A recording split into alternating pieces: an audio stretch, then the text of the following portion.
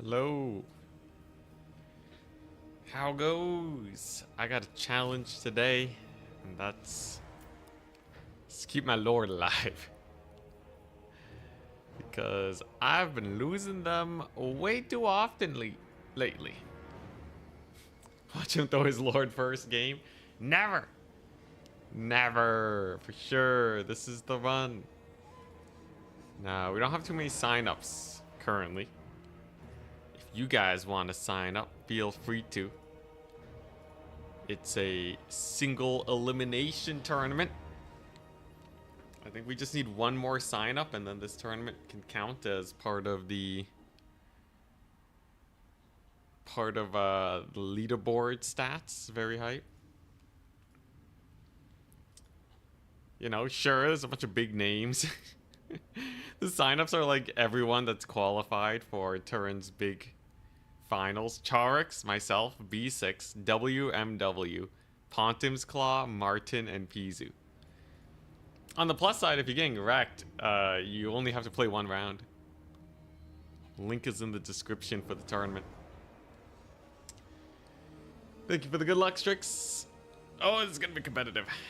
Worst case scenario will be good practice, even if it doesn't count for the leaderboard, though. Stasik, what's up? Oh yeah, no, my lord's gonna be active. I'm just gonna put very special attention on keeping them alive. We're gonna really focus on that.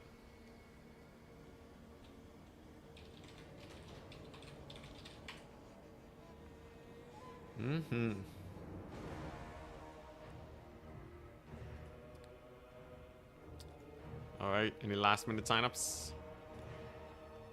It looks like no. It'll be just us 8 today.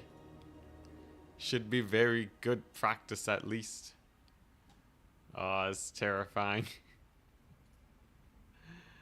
Remember your promise. Yeah, I will. Today's the day. I brought out the good factions. I brought out the top factions. This will be great. It'll be amazing.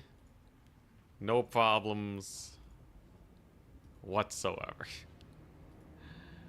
All right, here we go. Generating the bracket.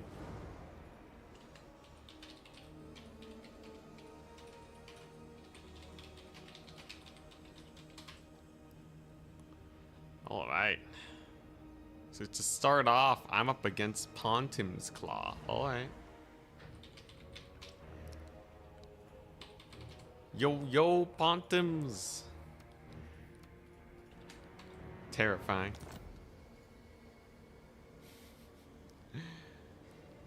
I'm sniping your lord with Skaven. Dude, Skaven is like the most... Look, if you're gonna take Snicketch, alright, I'm totally just gonna bring a Fireball caster. 100%. Alright, you ain't getting this. You ain't getting any of this. Oh, we're on border low landing. Okay. And my factions. Here we go.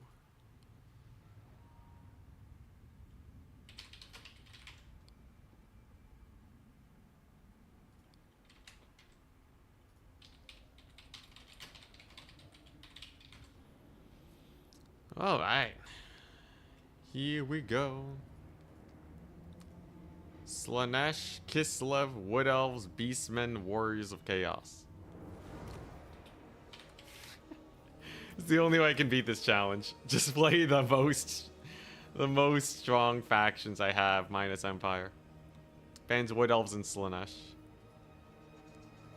Okay, so his factions are is Dark Elf, X5. Okay. I'll play Beastmen. Beastmen versus Dark Elves should totally be manageable, yeah.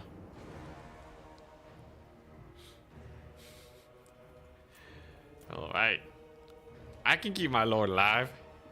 What are we gonna do? We're gonna bring Kazrak? Kazrak does actually have some survivability stuff. 20% damage resist in melee. Indestructible, clearly. But no. No, we're not bringing Kazrak.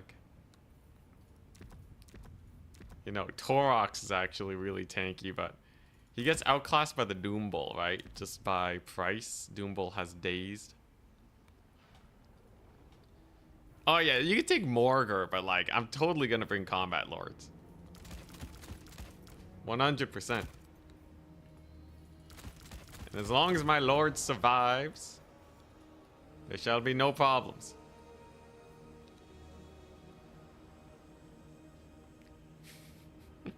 You want a Luminarch build? The Dread Luminarch? He clears the front line on Chariot? You'd think so, but Kazakh would get shot to pieces by Dark Elves. Combat Lord, look, I gotta get my reps in somehow, okay? And stretch goal, my caster also lives. That's the big stretch goal. Alright, so we're gonna take some of this. Looking pretty good.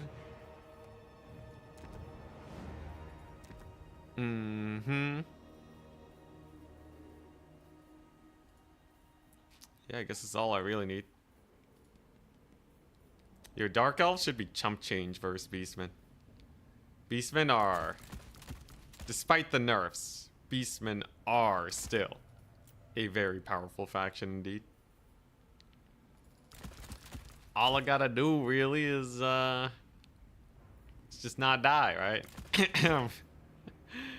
Should be pretty easy. Should be pretty chill. What's the punishment for failure? I haven't thought of it yet. I'm sure you guys can come up with something crazy. Charx is gonna snipe my Lord though. He's just gonna snipe my Lord. Nah, we'll be fine. Honestly, punishment for failure. I mean, give me your worst. Give me your worst. We will never fail. Let's see. Is this unit good? Probably. Perfect spend. Ah, hell yeah. Alright, let's do it. Punishment is a stream of Queek. Ooh. That's spooky.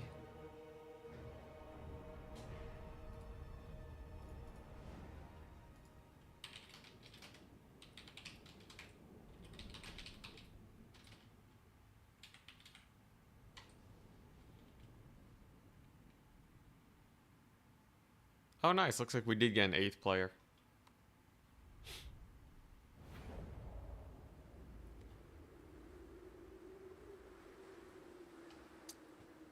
So how do I... Can I make a separate match? How does this work? I gotta do some admin stuff.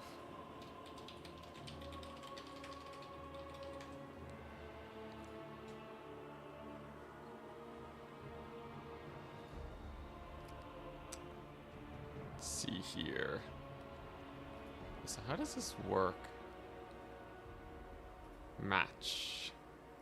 So it's WMW. There's Martin. Okay, so there's those matchups. But then what is this? There's like some empty matchups.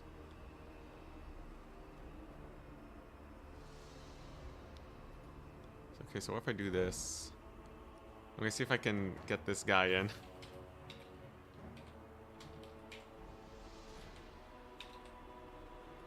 Does this work?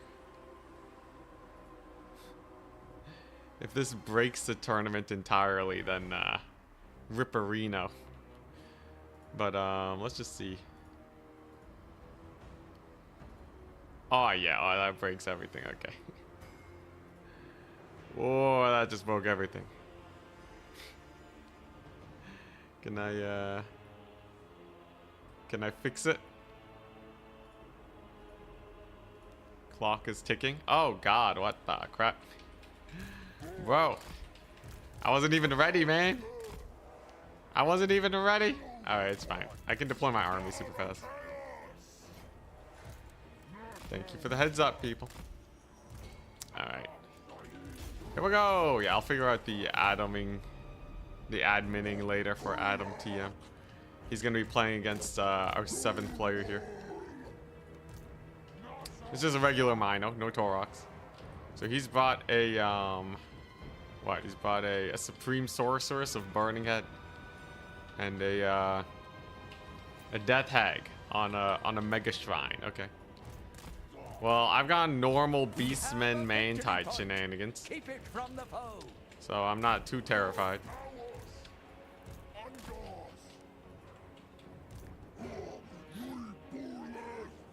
Here we go, Flaming Sword and Ash Storm wombo combo.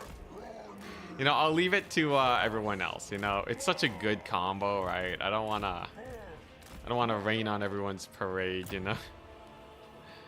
What? So he has a couple skirmishers here. Honestly, not the spookiest thing in the world because I have my archers online and available. Death Hag's a little spooky. Let's get some Minotaurs going to start off. They should do fairly good for themselves. All right. I don't know what my archers are doing. Maybe, I think they were trying to shoot at the harpies and they were freaking out. There we go. A little bit of harpy peppering. Overall, I'd say we're doing fine, right? Like, he has a lot of skirmishers, which makes this build way more powerful. As it turns out, skirmishers get countered by basic archer shenanigans. We'll have to be wary of these harpies, but if they do decide to land, they will just die. Ah, and Pontum's Claw has Witch Elves. Interesting. Oh, boy. All right. Jeez Louise, man. Calm down there, buddy. Going for the Burning Head. Actually catches his own harpies in the mix. It's pretty brutal. It's going to be a fairly nice early trade. Witch Elves, however, they're going to be a different problem. I definitely got to pummel them as hard as possible with these guys. Let's go ahead and leech the Cold One Knights. Lord is safe. Hell yeah.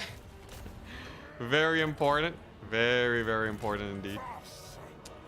And I can just start bullying his Lord here, right? Did he just cast Flaming Sword? Just Flaming Sword at his Cold One Knights. I don't even know if that helps him at all. Alright. A surprise indeed. My opponent's running Flaming Sword. Wow. Wowza. Flaming Sword will not carry him this day, however. As I have Doom Bull and a whack load of infantry. Look at this guy. He's just pummeling that Death Hag like no one's business. It's a big old Spirit Leech on that Cav, too. His lines have almost completely collapsed now. And his cavalry, yeah, they're getting stuck in a terrible position right now.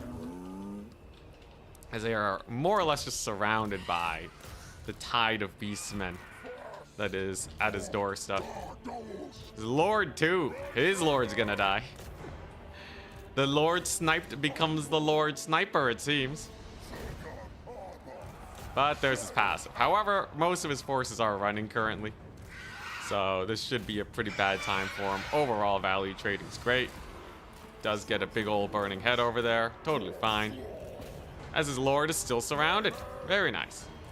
Harpies to catch his Dark Riders. Perfect. And man, these Beastmen archers, man. They are beastly, aren't they? Brace for the charge. Hell yeah. Yeah, as long as I can keep my guys shooting, it should not be a big problem. There goes his Lord, trying to make a run for it. Can we keep her on the ground? It appears, indeed, yes. She takes another massive hit. Let's just keep Melkothing his Cold One Knights. Chase down his Cav, and while she does make it out into the air, she is in a very bad time. Turns out Beastmen, very good against Dark Elves. I will say those Witch Elves did really badly. They did surprisingly bad. Also, my Lord's not at any risk of getting sniped here because he's still at such high HP. Yeah, Malkoth is an amazing spell, man. I don't know what his Flaming Sword did. It didn't seem like it really won him the frontline fight. But maybe that's just me. Maybe I'm just a crazy person that doesn't know how to play Warhammer, but... Oh, man, I don't know. Alright, there you go. Looking good. Let's get a couple more skirmishers onto the battlefield. Keep my lord safe. Keep my caster safe. I guess Cold One Knights? Dark Riders. Oh, okay. These Cold One Knights? Also Dark Riders. Okay, well, I don't really need a Melkoth, the Dark Riders. That doesn't really matter much, does it? We'll have to get out from, away from these guys, however. Pretty big burning head, too. Right down the pipe on my units.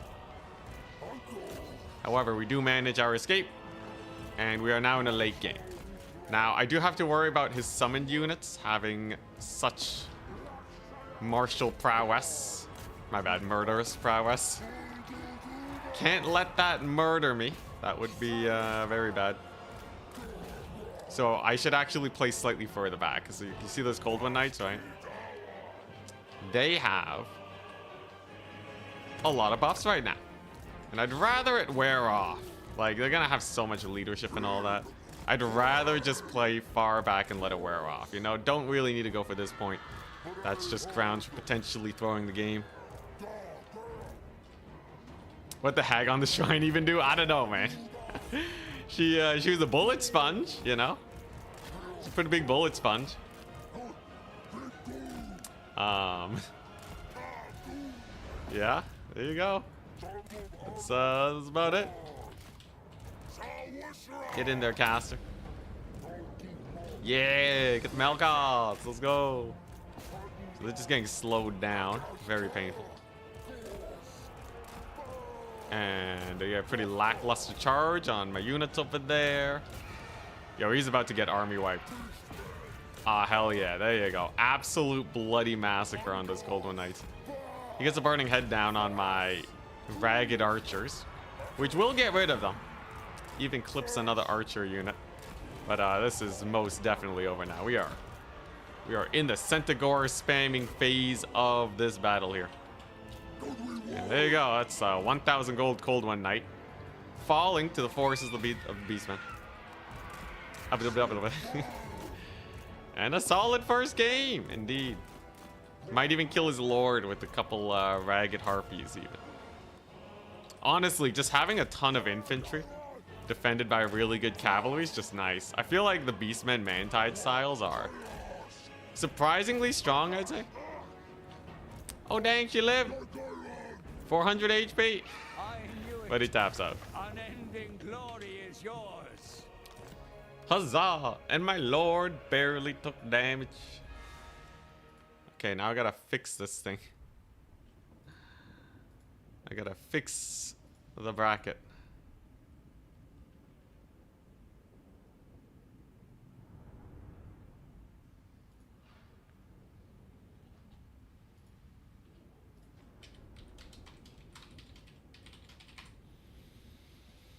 Okay, so that was our match against Pontim's Claw. You want is Beastmen versus Dark Elves. Okay, so I need to try and fix this bracket. So if I go here, how do we do this? GG to Pontim's Claw. Let's see if we can get Adam TM added in.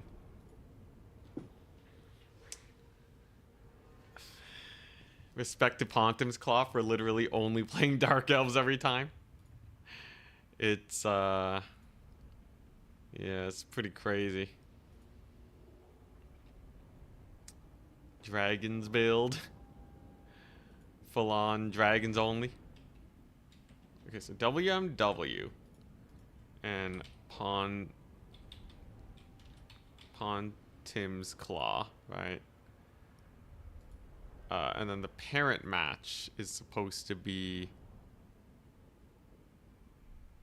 The parent match is supposed to be this one. Alright, so... Oh man, Total Tavern. Cannot wait for the rework.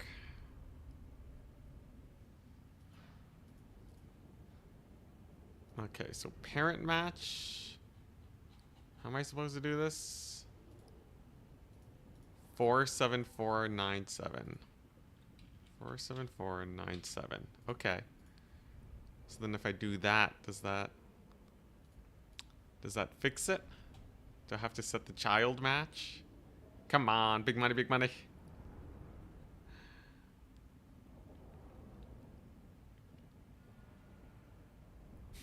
There we go, Lord taking damage, clock's ticking. Yeah, no, that just breaks the bracket entirely.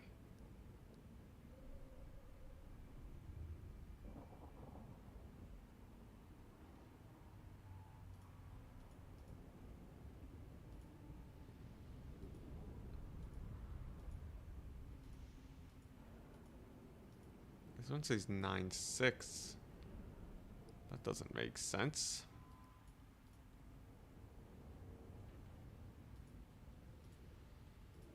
Let's see here. How do you work this darn website, man?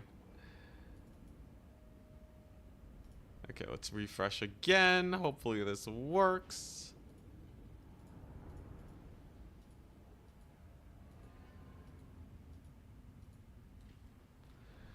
Oh, this is the worst. This is the worst. Is it fixed yet? Oh god, it's not even fixed.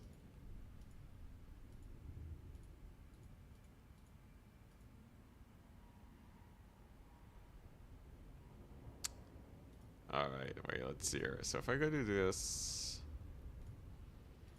parent match is to see single elim tourney. Okay, and then we have that. That's WMW versus Pontim's Claw.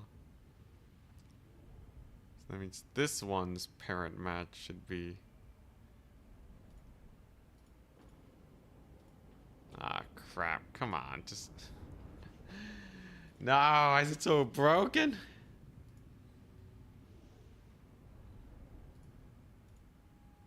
Oh man, it does not help that the website's very laggy too. Oh boy. Because this should be depth 2. Tournament? Match? Okay, so this one, I think I screwed up here. Yeah, this one should not have a parent match. Oh my goodness. I blew up my own tournament. Okay, so depth 1. No parent match. Okay. Let's do this, and then I think it should be fixed.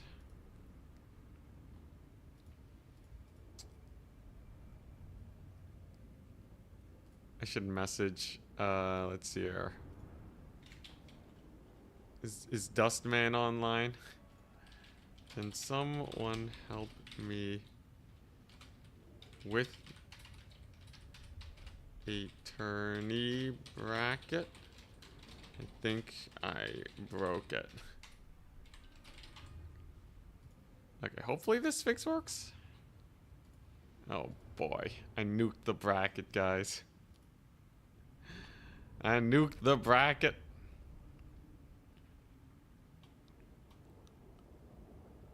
These Charks is versus WMW. And then this one.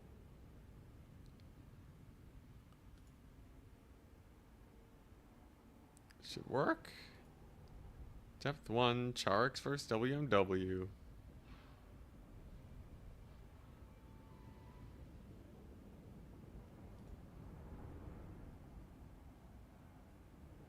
Okay, so it has the first 3 scores in there. They work. Alright, that's good. Doombull a leader. Doombull did pretty good. He paid for himself. He's also super cheap. Very, very worth.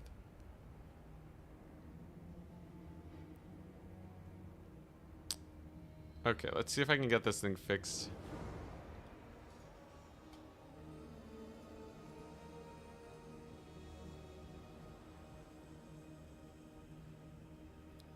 Let's see here. Single elim tourney, so looks like 2 out of the 3 rounds is finished. Chark's match against WMW.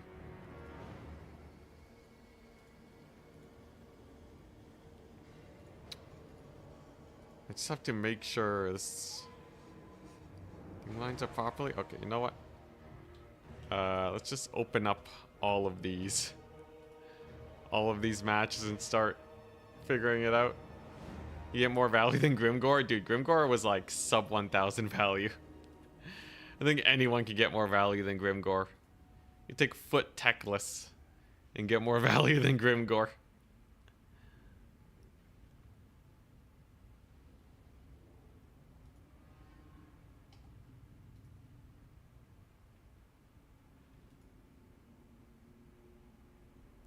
Yeah, Doombull is so fast. Doombull's got that terrifying speed.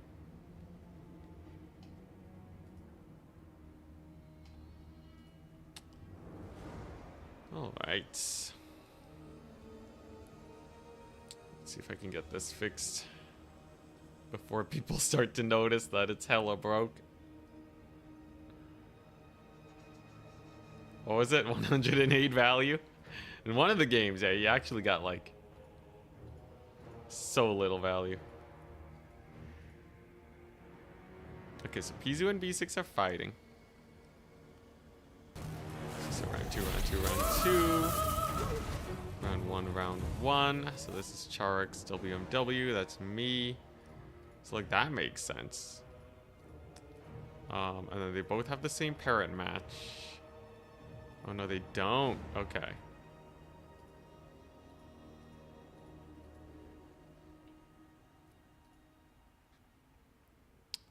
So, wait, how's this work? So that's the 3, and that's the top 2. One of these is supposed to be the finals. Oh, God. Wait, now there's a match between Pontum's Claw and WMW? That doesn't even make sense.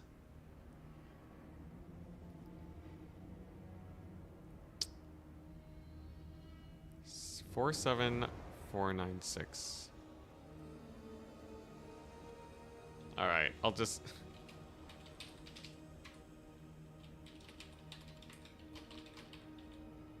Goblins, I buggered the tourney bracket. It should be fixed in a bit. All right, let's take a look. See, so score. So this is depth 1. So what? This should be depth 0. This is depth 1. This is depth 1. So that's me because I moved up 1, and then Charix moved up 1 to face WMW. So then which one's the finals? Oh, I want to throw up, puke. Oh, man, I basically... Jeez, it's a good thing I at least have some coding knowledge so I know how trees work. Alright, so these have the parent match of... So these are both depth 1.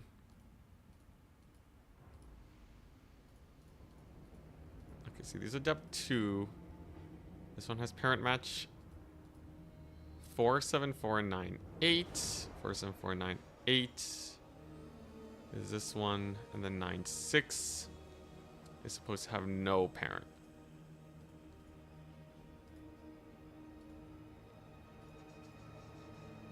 Okay, so that makes sense. Oh, but it should be a depth 0. Okay, I got it. I got it. I think we're good. Come on, big money, big money. Please tell me it's saved. Come on. Let's go. It's saved. Let's go. Let's go. We did it.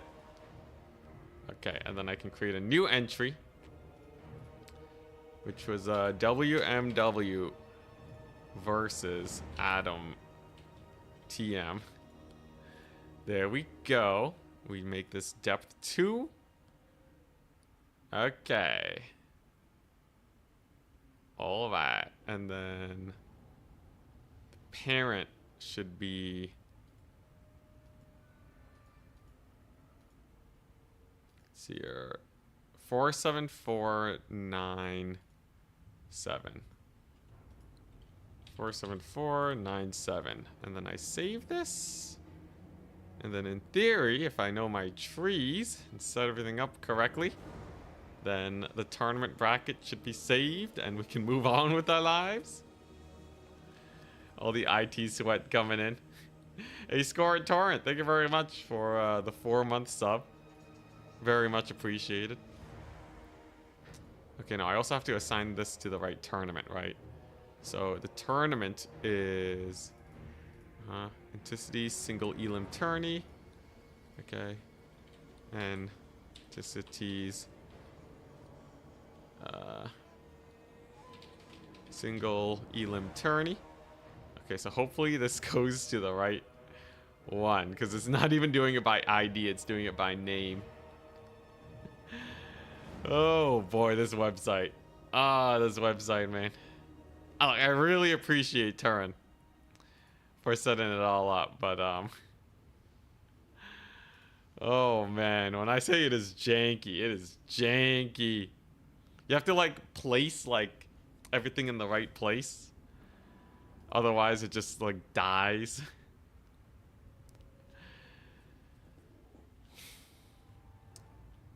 Yeah. It's you definitely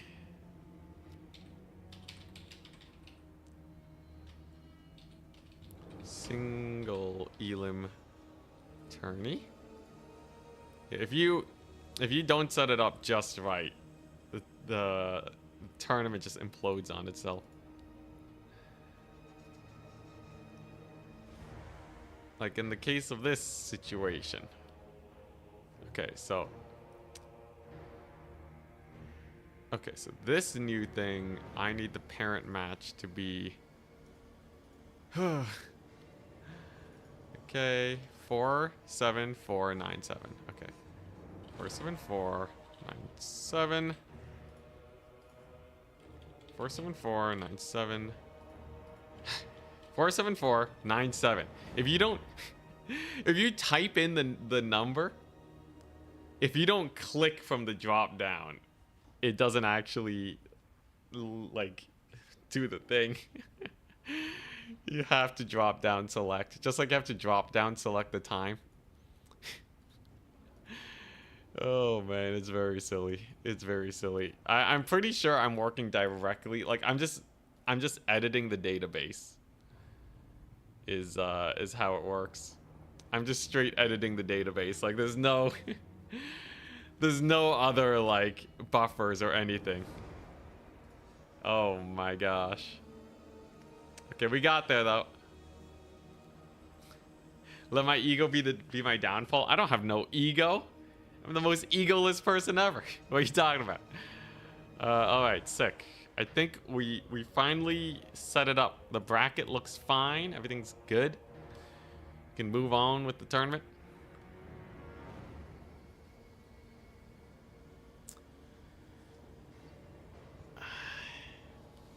Oh my gosh, you're free. We're free. Yeah, I wonder if people will leave my Slanesh alive and then just hard snipe them. Slanesh is one of the most lord snipeable factions. They don't have a lot of healing. And they have no armor, so like all missile spells do really well against them. Exalted Keeper of Secrets does have 8,000 HP though, but like Spirit Leeches be brutal. Especially for how expensive they tend to come in at. Like even just a basic bare bones Melkoth, Seductive Glory, Feasting on Fear, Soul Siphon. 2,500, insane.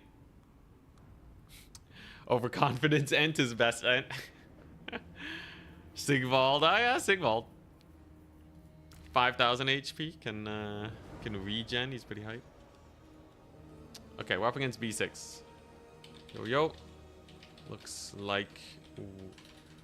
like we are up. All right, here we go. It's time.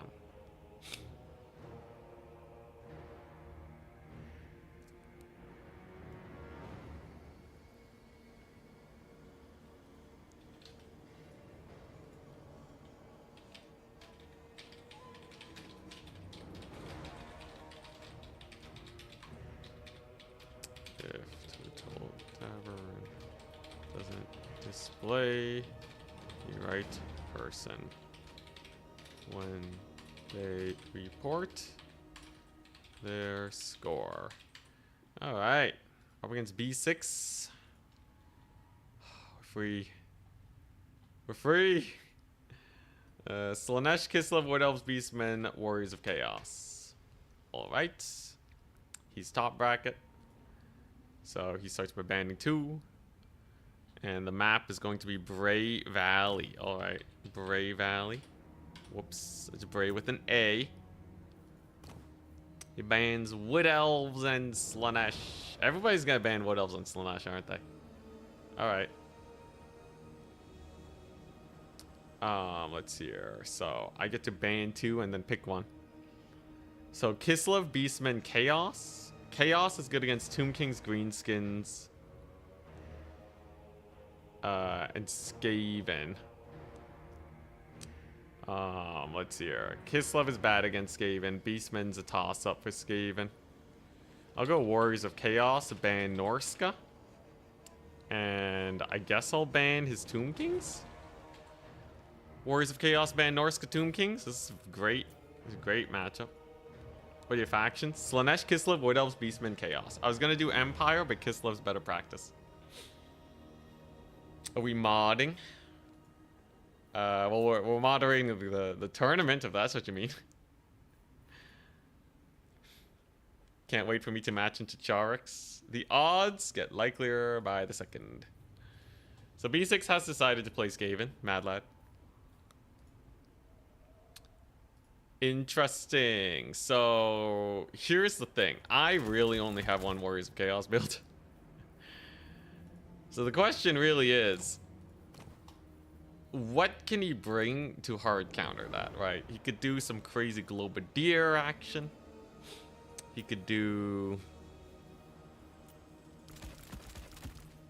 some Giselle action. Arkin gonna die, bro. You know, odds are mild. Odds are mild. I think Archaon is pretty chonky, though. Archie don't die, man. It's fine. He could dodge Giselles. Dude, Giselles, really? You really think Giselles are gonna be the end of us today? Yeah, I can't take Skull Reapers. Not as Warriors of Chaos. Corn exclusive. Alright. So this is looking pretty good. I don't even need a healer for Archaon, man. He don't need no healer. He's an independent man. Norgal caster? Nah, man. I gotta practice not throwing my lord. Not giving myself crutches. Costs like 1,000 gold and tons of Winds of Magic. I don't want that.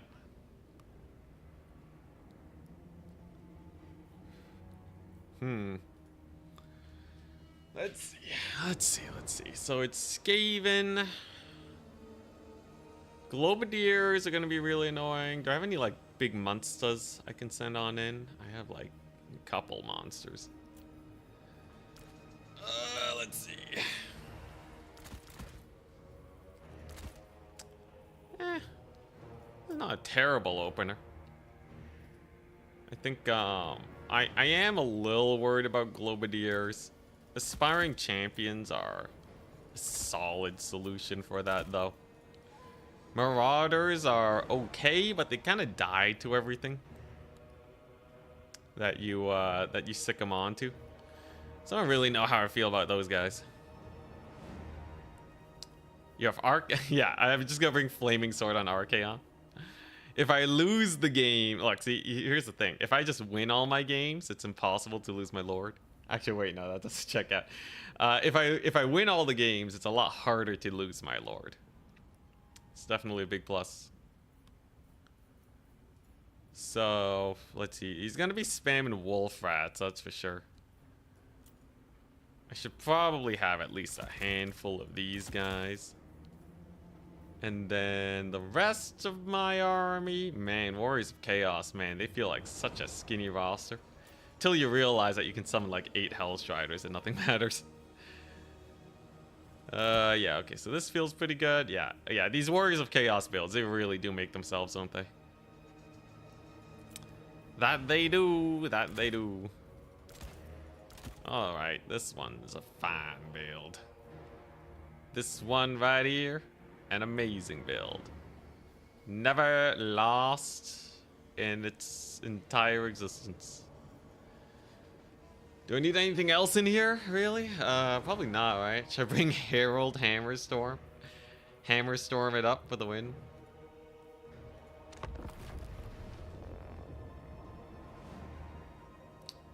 Oh boy.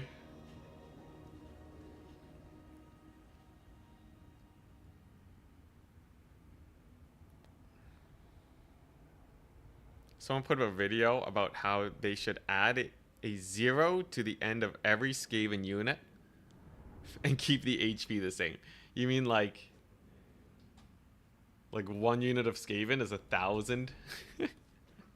Is over 1,000 units of Skaven? 1,000 entities? That seems kind of insane. I don't know if that would be that seems unwieldy, man. That just seems straight unwieldy. Alright, here we go. So, plain and simple. I have a fat Forsaken group. Supported by aspiring champions. Ready, good luck, have fun. I have just Burning Head. Don't intend to do any Lord sniping. This is a weird map. Whoa, this is a valley and a half. Look at that. I thought it was the other way. I thought it was a hill.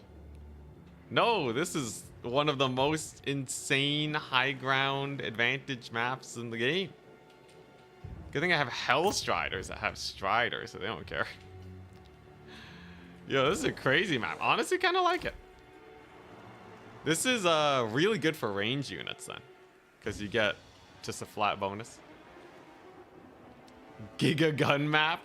Yeah, absolutely, man. Like an artillery piece right here, just plow it into this hillside. Or archers shooting down into the valley. It's called Brave Valley for a reason, though, I guess. Anyways, Hellstriders will dominate running up this hill, where most units will get slowed down a lot. So on the defensive, you probably can't shut down like a Hell Cannon very easily.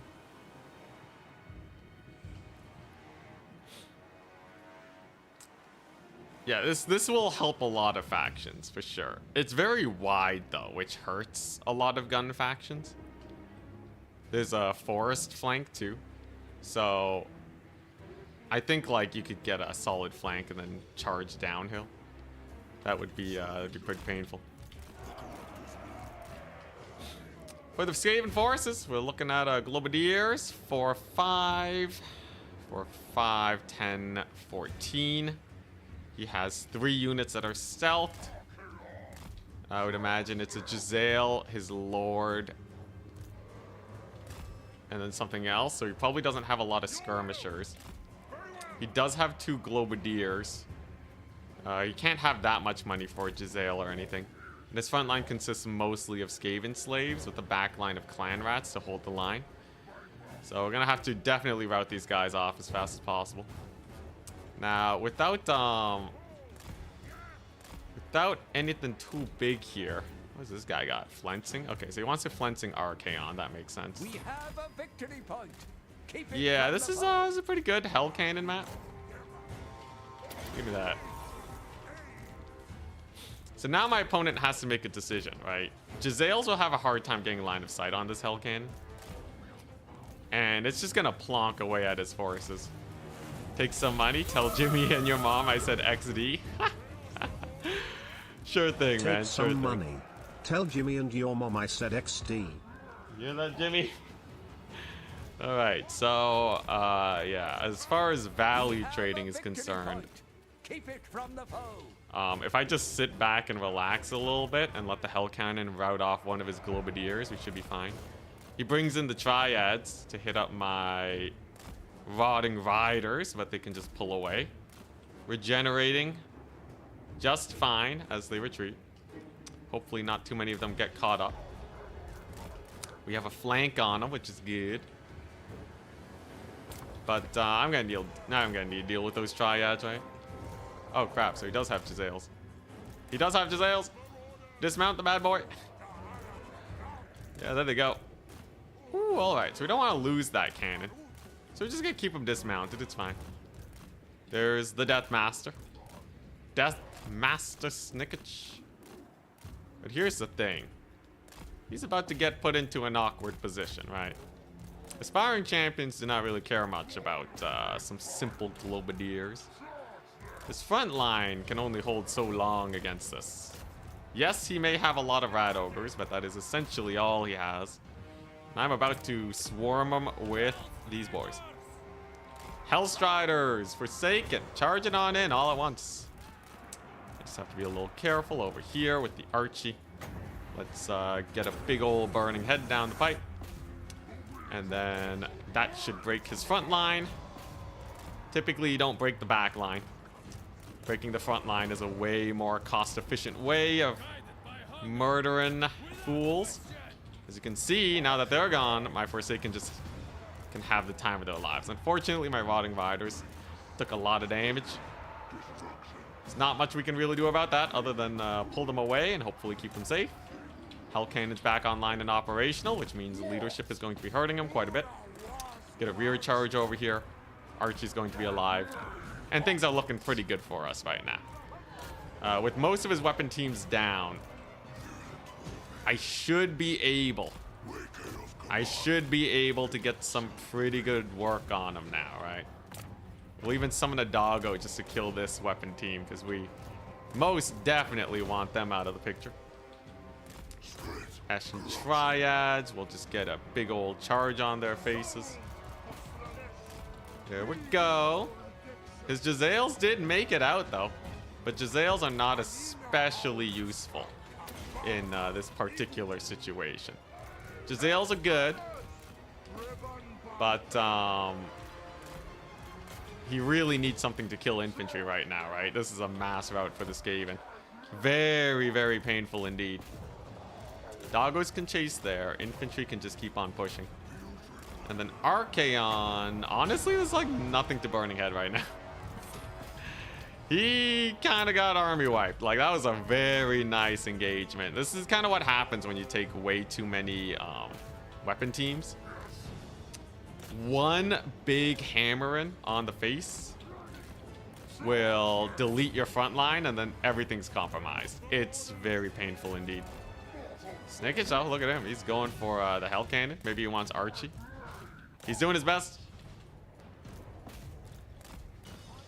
This is still going to be very rough, though. Rotting Riders against those Flayers is a very good time. Sure, let's go over there. Hell Cannon can, I don't know, push up a little bit.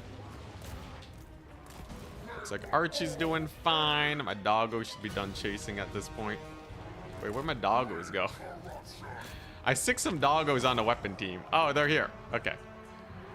Oh, yeah, that's not Hellstriders. Oh, I see. Makes so much more sense now. All right, there we go. And we're just gonna run away with Archie. Oh, the power of being on a horse. Thank goodness. The power of horse. Let's go. Yeah, his lord was also out of position too, by the way, which is part of what made the engagement so good for me. Unfortunately for B6, they were not providing leadership to the main army, so yeah, and Archaon with only 154 value. Grimgore levels of value still manages to get the win simply because we massacred his front line. Only one of his Globadiers got a lot of value. I think that was hitting the Rotting Riders, but they still paid for themselves. And the rest of his army got essentially nothing. Yeah, the rest of his army got essentially nothing. That was just a devastating engagement. GG. Alrighty. So Warriors of Chaos have defeated the Skaven. Archie can win the fight. You know, he probably could, but I think with the Assassin also debuffing him. What's a good Skaven build against yours? Oh, nah, it's impossible, man. It's impossible. There's no way you can do it. Like, So if you bring one weapon team, so your front line actually holds, Hell Cannon's just gonna blast it, right? The hardest thing to get through would be Storm Vermin, but then you're gonna get either skirmished by horsemen or run down by Hellstriders. The mobility is just gonna, like, if you go for a stronger front line, you lose to the Hellstriders. If you go to a weaker front line, you lose to the Forsaken and Burning Head Wombo.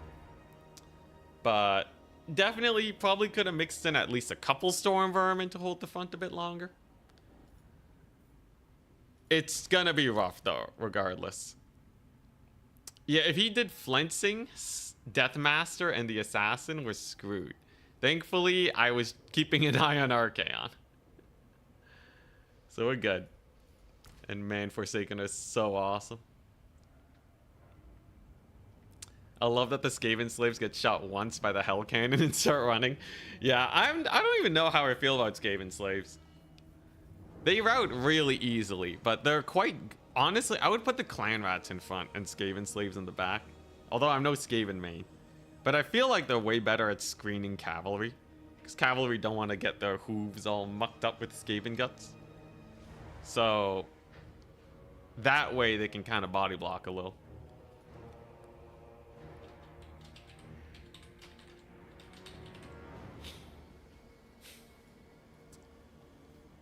But, yeah.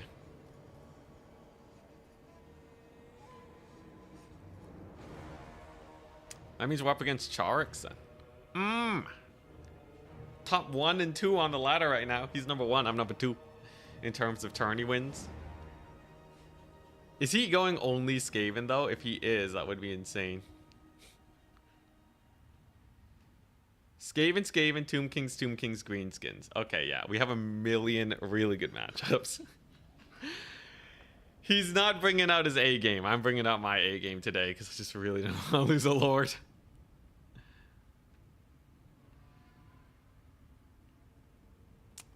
Nothing like a good afternoon watching me play tourneys.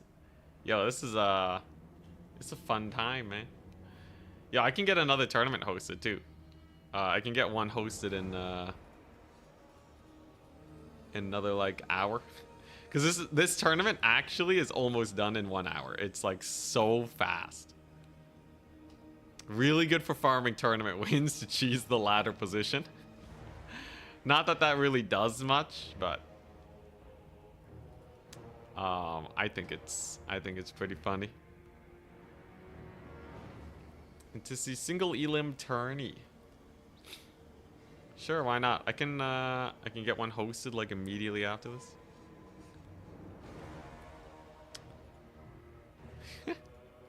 Tournament winning speed one. Alright, so what? This is on the 27th, and we're hosting it at 13, 14, 15.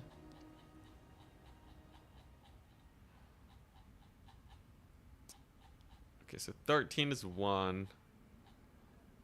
Let's see, I want to host it at what? 3 o'clock my time? So, or I'll do 2:45. So that's 14:45. There we go.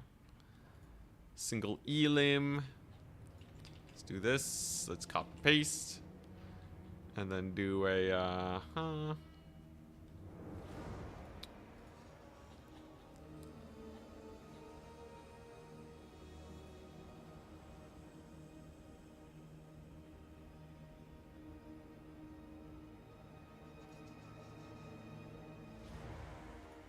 Okay. Alright, and then I gotta do map randomizer. Let's see here. List randomizer. There we go. Then we gotta get our maps. Do this. Honestly though, I feel like yeah, I feel like rapid fire tournaments is the way. Time-wise, I feel like it's a lot more flexible for people. But I think for newer players, it might be a little bit spooky signing up for these. That's the only downside. I'm noticing there's like fewer signups than I usually get if it's not a Swiss tournament. Although I don't know if that's just because of just because of other factors, like there not being a DLC for 50 years. Although I was really hoping the update would get more people interested. Or it could also just be Turin not hosting a lot of tournaments. Turin is a really big factor. Okay.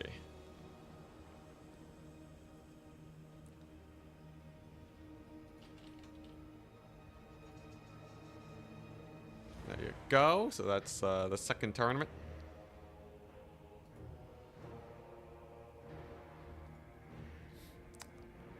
Wait, if I do number 2, it doesn't.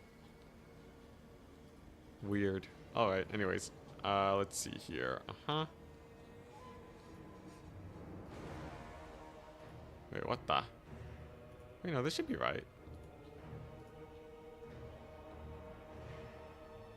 What is going on? Something's getting real messed up. Okay, there we go. There we go. Alright, I was just clicking the wrong tournament. Ooh, alright, that was spooky.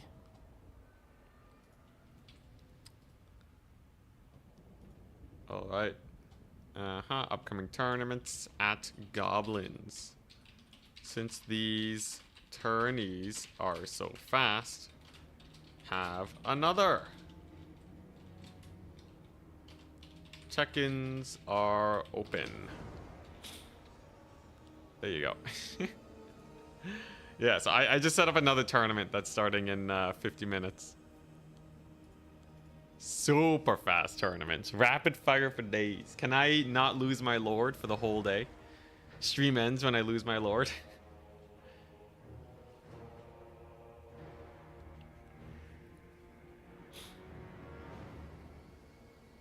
Nice vid format. Watch them all in one sitting. Ah, hell yeah, man. Yeah, a lot of people have been saying they're enjoying the new video format. I really hope I can get one edited today before the weekend. And then, yeah, then I've been contacting some sponsors. Some sponsors I'm really interested in is number 1, I feel like shaving companies. 99% of my viewer base is male. And over 50% of you are between the ages of 25 and 35. That is like peak demographic for that, right? Number 2, exercise equipment. Because you're male and you're getting into your mid 30s, right? We're all getting old, which means we need to exercise. So I feel like that'd be perfect. Especially because I exercise a bit on stream. So I'm hitting up various companies. Hopefully I don't accidentally partner up with a company that's like terrible, like sells you data or something. I'll do some research beforehand, but if I can find one that's, you know, just a fine company, then we can do Swole City, right? Do some Swole City sponsorships. It would be sick. Yo, Kinetic. I'm not even gonna say their name, man. I'm not even gonna say their name. Too sus. I don't think I'll be taking many sponsorships from them. No. Yeah. Yeah, there's a bunch. But like, I gotta do some vetting, and then we gotta work stuff out. But if I can get that underway, I should be able to have like a proper income, like enough to rival my comp sci income. If I can get it like fully set up, though, that's the big question. And for that, I need more consistent videos, so on and so forth. But yeah, fingers crossed. Yeah, no, we're not we're not doing any weird raid shenanigans unless they offer like $1 million. No, I want like stuff that's actually relevant to me, preferably. Like, you know, maybe we'll get the odd random sponsor every once in a while. But like, preferably, the ones that I'm actually contacting are exercise equipment and oh yeah, and shaving, because a lot of people shave. You know, and it's fairly, you know, it is not too much. There's not too much beef there, right? None of these shaving companies that are popular have like, you know, done anything. And then it's just up to you on deciding if it's worth your money or not. But that's the plan. That's the plan. Some like healthy food stuff too. Although like, yeah, I don't know, we'll have to see. I'm doing my shopping. We'll get some basic stuff. Fingers crossed. Yeah, I've been doing kettlebell swings recently. Dude, kettlebell swings? Holy crap. Yeah, shaving is a big pain. So hopefully I can find like a good razor that's like inexpensive, easy maintenance, that type of stuff.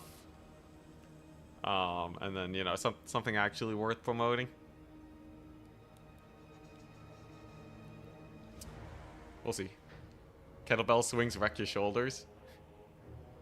Yo, I gotta be careful though, right? Because like, I feel like my back, if I don't do it right, if I'm not like flexing my core, I feel my back muscles getting tired. I'm like, that doesn't seem right.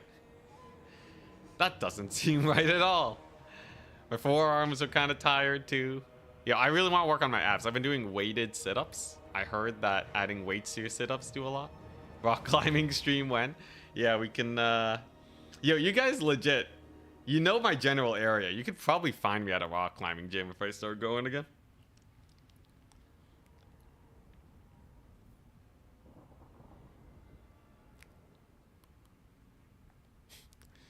Yo, does anyone know if you can like, so my facial hair is pretty garbage. It's very sparse. I don't think I could ever pull off facial hair. Do you think it's worth getting it lasered? Is that a thing people do? Can I get it lasered and then I never have to shave again? Or will that like screw up my skin? This is not advice to anyone. This is just a question out into the world. I'm sure people have some spicy opinions though, so let's not get too heated. Can you laser your mustache?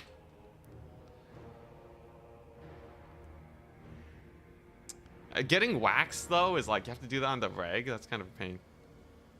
Takes several treatments. Oh, is it expensive? 100% people laser facial hair. Might need touch-ups later, but it's possible.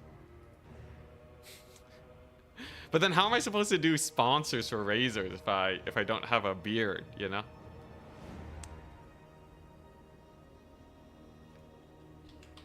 Risks of getting hair of laser hair removal. Use code Melmo. Perfect. Let's see here. Blistering, scarring, crusting, changes to skin pigmentation. In rare cases, infections. Okay, yeah, but like, how risk is it? I don't know. Honestly, it depends on the price, really. How much does laser hair removal cost? 50 to 500 per session? How many sessions? How many sessions of laser hair removal?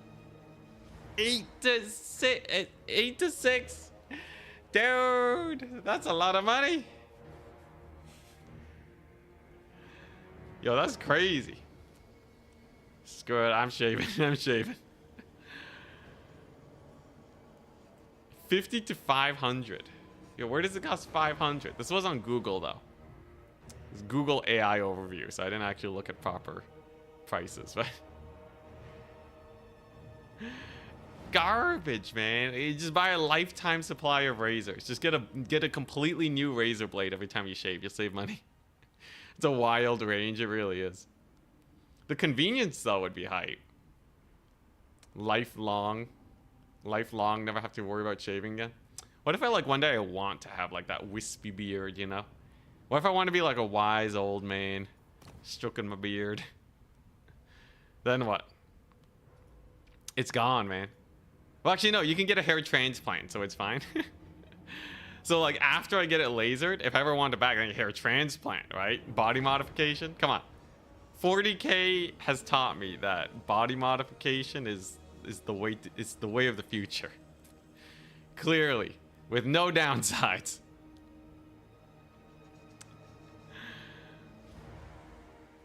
Okay, Charix is still facing WMW.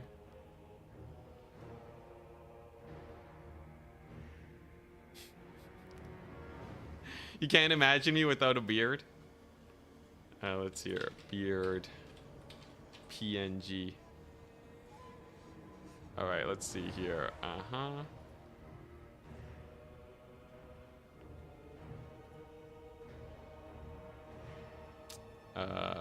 Images. And then I gotta do,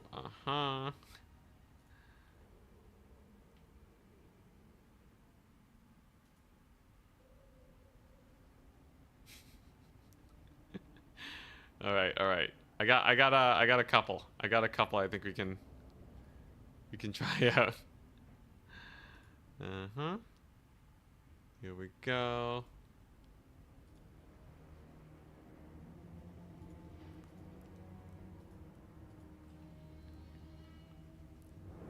Okay, well, you know what? Okay, this is too much work. Where's GIMP? Can you get sponsored by GIMP? New layer. Alright, so let's just...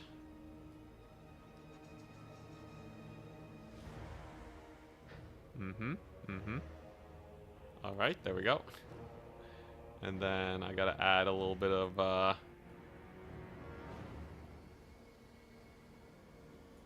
that looks terrible. Alright, there we go.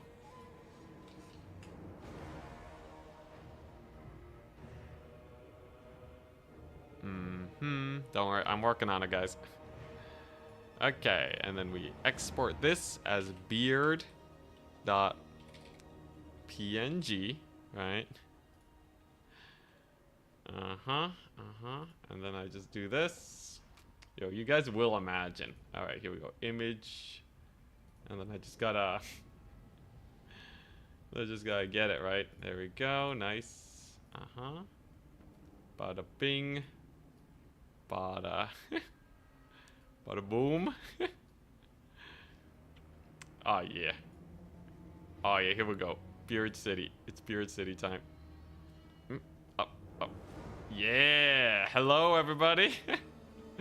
How goes? How goes? We're streaming some manly Warhammer today. Yo, this is pretty sick. I feel like I don't know, it helps with the like it gives me a little bit more of the right jawline. Swoon. Let's see here. Ah yeah. Save that. Oh man, oh this is gaming. This is silly. Oh, we're done here. We're done. I'm going in the book? What do you mean?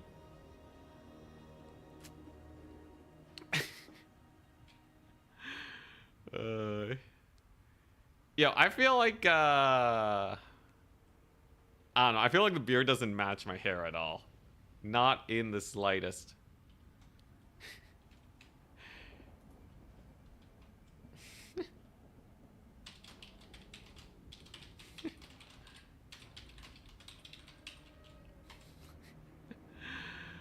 Oh man. What's it? Oh yeah, I sent the picture to my mom of me with the beard. And my whole fam, my dad too, my aunt. Also, one of my viewers wanted to say XD to you, mom. Alright, hopefully she's not mortified that people in the world know. She's like a little bit more on the traditional side, right? So if like, you know, she might not actually like that her son is talking about how uncultured his mom is on stream. Alright, so only the kindest of words for her, alright? Save Save your BM for me.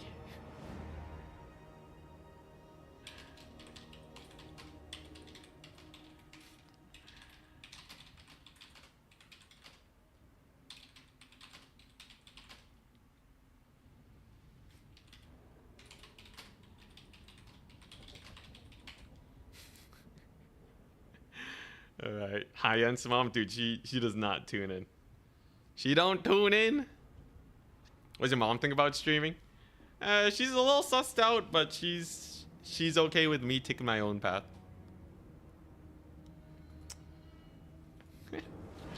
They also said you crafted a fine son.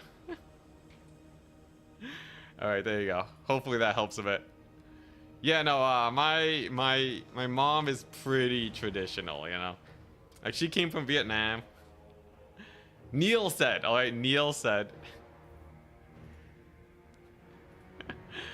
I can say that.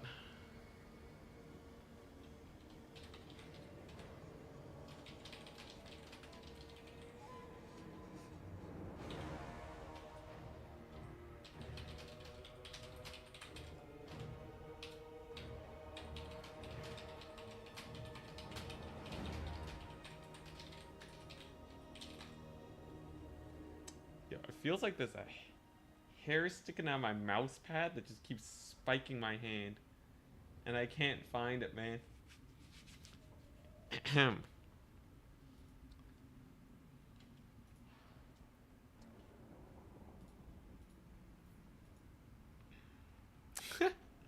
Oh, no. My mom does not play any games outside of, like, phone games, man. But yeah, anyways, I'd say my parents are quite supportive. They're quite supportive, in the as supportive as a very skeptical traditional set of parents can be. In that, they're still like, we really hope you go do some computer science, get the stable job, you know. But they also, like, you know, they're also like, hey, we will help you financially if you ever need help. And we're always here for you, right? Why you no doctor? Yeah, so, like, you know, it's a mixed bag. Honestly, it could be a lot worse, right? I could have been disowned. I could have been disowned. Not by them, though. Actually, I think culturally they would never disown me. I think that goes like against everything the culture speaks for. Yo. All right, Charix is here.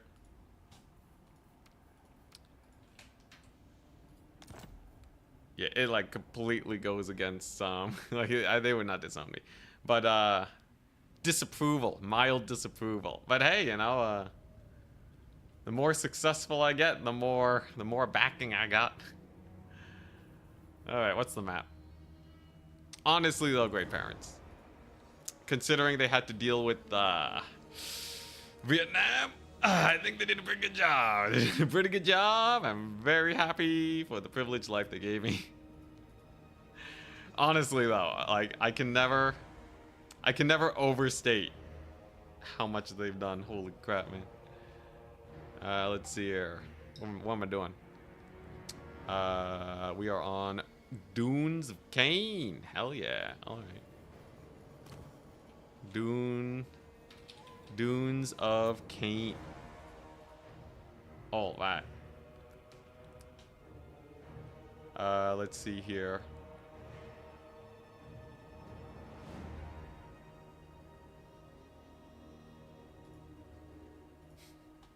My mom says TY to you guys. Because she learned TY recently too. Look at that. Mama and whoo. Yo, when I make jokes around her, it's like 50-50, man.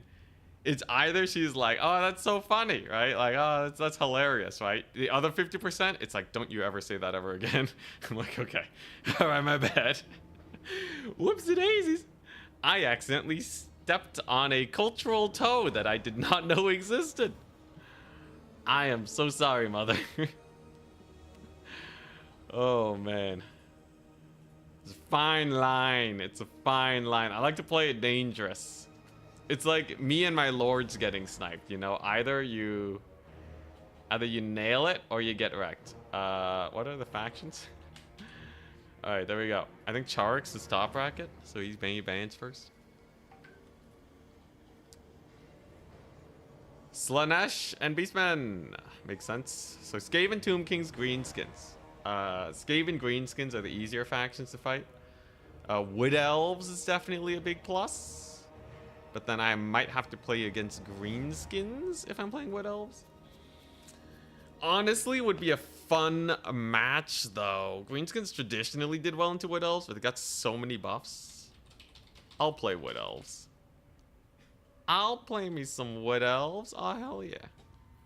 Yo, Wood Elves on a map with no trees? Beautiful.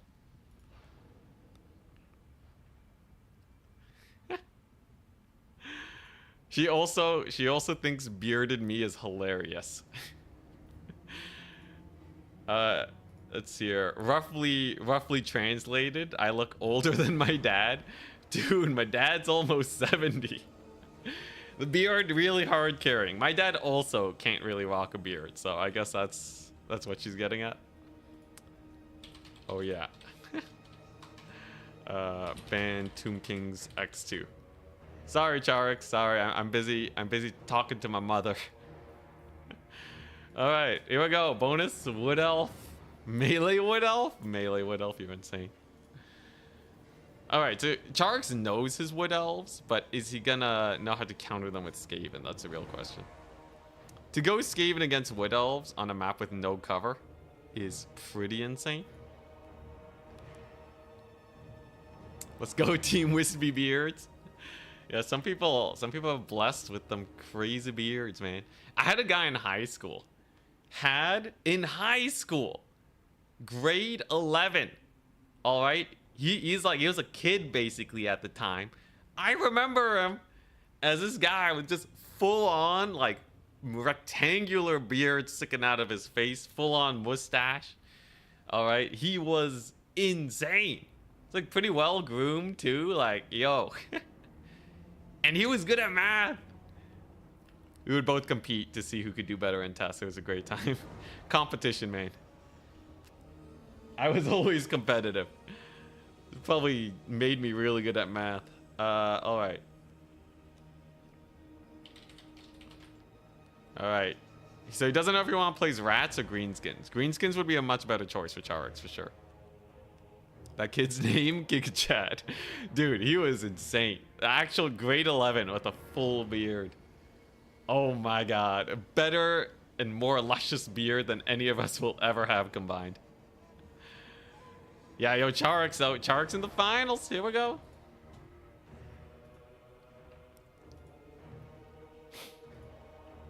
Much excitement.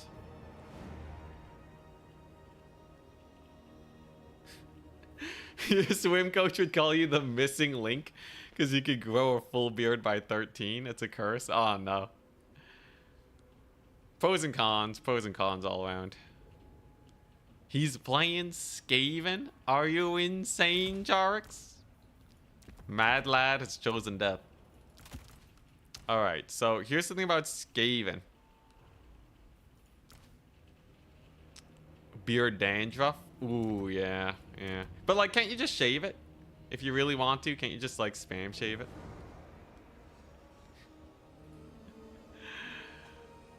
Oh, man.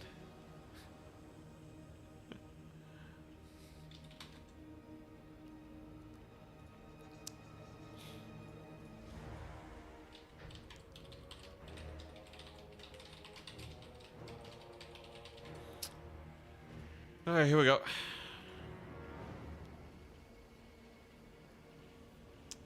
Ooh, get some anti-dandruff sponsors. Dude, there's so many sponsors that would be mildly relevant. Milk sponsors? Oh, crap. I gotta make my army. Mad Lad's already ready. Here we go. All right, so Skaven. The thing about Skaven, very weapon teams reliant. Extraordinarily so. Charix, very strong player. Extraordinarily so. I need to make sure that my range units do not die in this battle. It is as simple as that. He likes spamming wolf ratties. Is there some good magic I can take against the weapon teams? Penumbral Pendulum. I could just run Melkoth and just cast it on his rats. I'm not gonna lie, it's kind of hilarious to just spam Melkoths on his rats. Man, Branch Wraith is kind of jank though, man. Maybe I go for this instead. Yeah, this feels at least a little bit more comfy. Sure, why not? Let's do this. Comes in with the full Jezzail Lord Snipe build. That would be pretty bad, yeah. Yeah, that would the insta-death on our part. Alright. You know what? Sure, and we take one of these. This should be a fairly difficult build for him to dismantle. The big thing is, like, you know, he might have some rat ogres and such. But they're honestly not the biggest deal in the world. My cavalry is amazing. Yeah, anyone know if Treekin are good here? I feel like Treekin might just be terrible. They might just be absolute hot garbage. Let's see. Is this what I want? Yeah, you might have a hard time actually killing Treekin with some builds. Maybe I take a 1-up. Do I need Terror? Terror versus Skaven is like kind of important, but they have so many tools to kill Sylvan Knights. Sure, why not? It's just jank, build it up. It's Wood Elves versus Skaven. Can't possibly be difficult. Sisters time? Aw, you betcha. I bought the Sisters of Twilight. I bought an Arrows of Kurnos caster. It'll be great.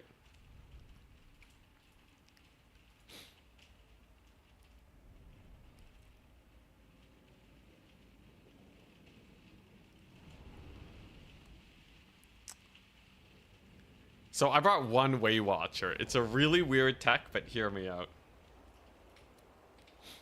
A single Way Watcher on the flank can get some pretty premium picks off, right? It's gonna keep them honest. So I kind of brought a little bit of everything. I kind of brought just a little bit of everything. So I brought an Archer Core, a Way Stalker, Sisters of Twilight, one Way Watcher, one Hagbane Tip, a million Dryads, of course. Gotta just always take a million Dryads. But an Eagle Beastcaster that can spam eagles on his face. Yeah. It's the everything build. Ready, good luck, have fun.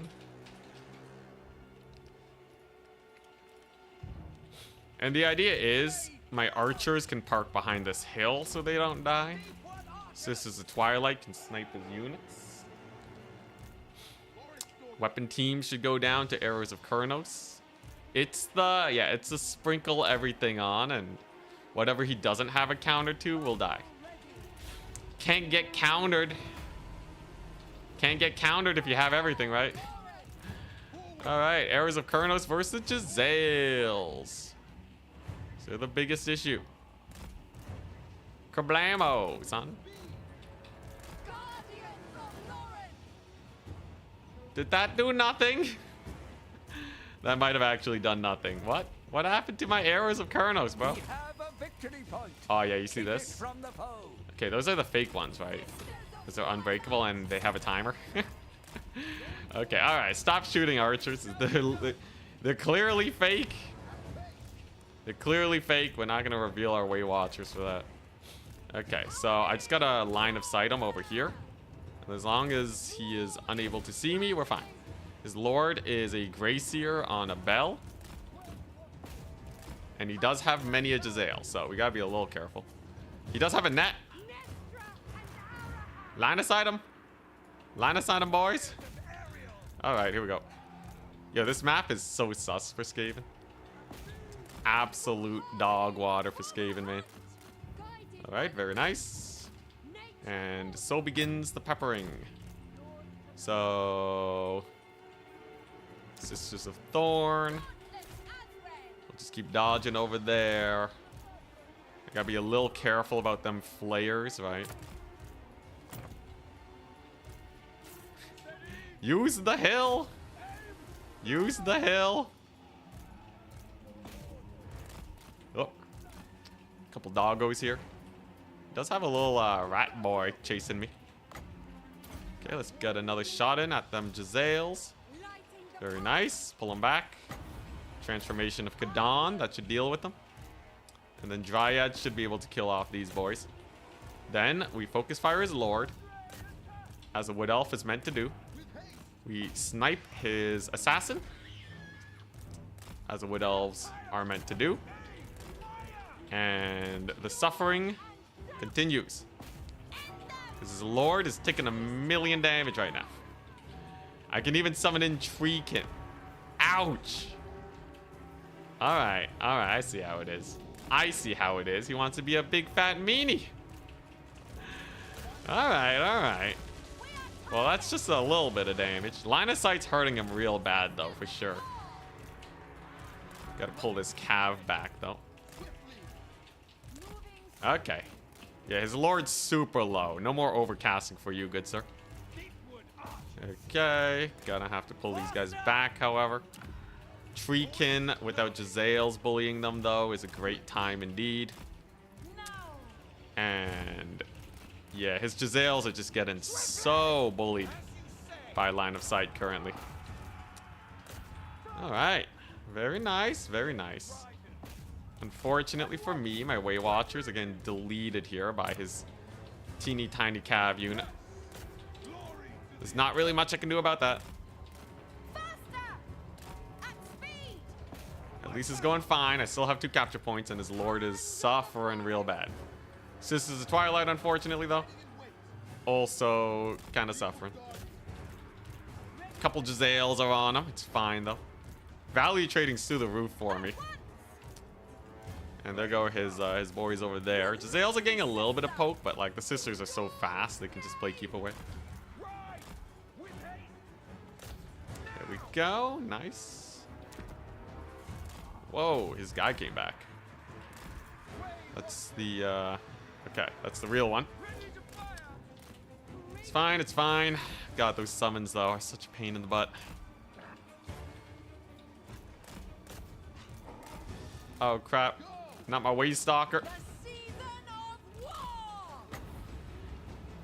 Yeah, I don't want to waste my second Eagle summon just yet. Although, I will get a, I can't just resummon my Lord, right? Oh, thank goodness these archers came back. Very nice. I guess he is starting to triple cap me, which is a little sus. But overall, it's not too bad. There goes boys. Maybe I can get a little bit of a Lord snipe here. This is Skaven Slave Spears. Okay. We'll just charge him in the back then. We'll just keep letting our archers go ham. They'll be fine. We have some Wild Riders we can bring on in soon. Huh. I thought there was a Vanguard point here. Apparently not. Gets the net on the Eagle. That makes sense. He does have a triple cap. It's a little awkward. Just a wee bit awkward. We can definitely kill these rat ogres. I'm a little worried about that skirmish core being so annoying. Eagle's kind of getting caught up on his weapon teams too. He's still certainly running out of units, but the trading wise has started to go a lot better for him. So he must be at least a little careful. At least I can continue the Lord snipe. His Lord's rather expensive, so I don't think he really wants to just resummon him. There you go, good solid little dodge. Sharino. And then as soon as his Lord is gone, that's when we're going for the big plays. and full diving his backline. That's a big spell, though. Ouch. His Lord's getting low, however. But now begins the full push. Because without a Lord, Skaven should be suffering pretty hard. Unfortunately, the Sisters of Twilight are taking a little bit of damage. Here we go. Full push. Sisters, you better live. Okay, I killed his Lord. Sick. Run! Run, you darn sisters, run! I made a promise! Ouch. Uh-huh. No! No, come on, live! Live, dang it! Live, dang it!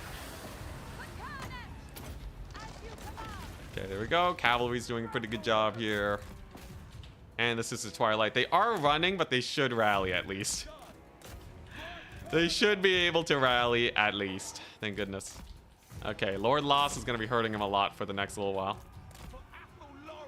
Should be able to kill off these Rat Ogres, and then once the Sisters of Twilight rally, then we're all goodies. There we go. All right, Rat Ogre's going down. The boys are cooking.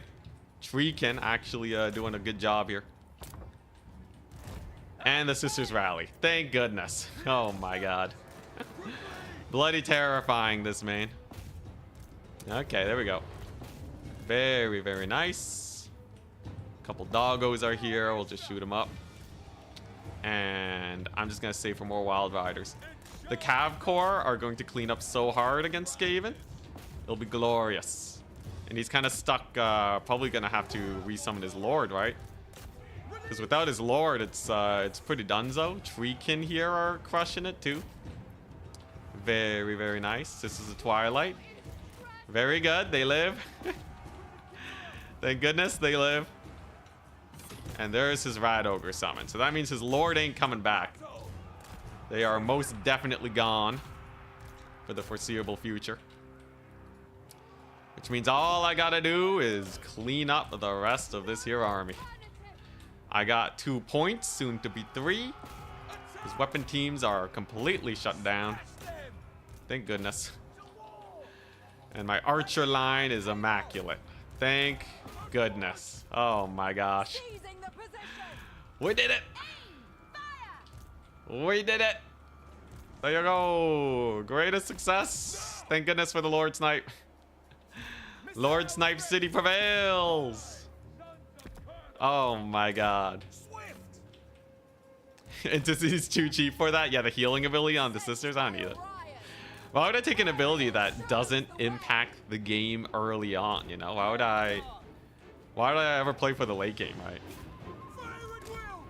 You have the foe's victory. Oh boy. Alright, there we go. There's no way he snipes my Lord now. It should be completely over. Triple capped. And without any tools to snipe the Sisters. His Lord overcasting all the time. The Treekin were actually kind of clutch. Kind of love the Treekin. Spends all his money to resummon his Lord. We'll just, we'll play keep away on him. Yeah, if you win fast enough, there's no late game, you know? And like, what are they gonna do? Snipe your Lord? Like, you know, it wouldn't have changed the game, right? I'd just be able to play a little bit more aggressively with the Sisters. But it all hinged on whether or not he kills my Lord or not. So that's why I felt like I didn't really need the ability. I could get a whole other half unit of archers instead. I hate taking abilities, if you couldn't tell. I love just getting more units on the battlefield. There you go. A little bit of a pot shot on them Rat Ogres. On them little ratties. And victory is ours! A tense game, but still a very one-sided game.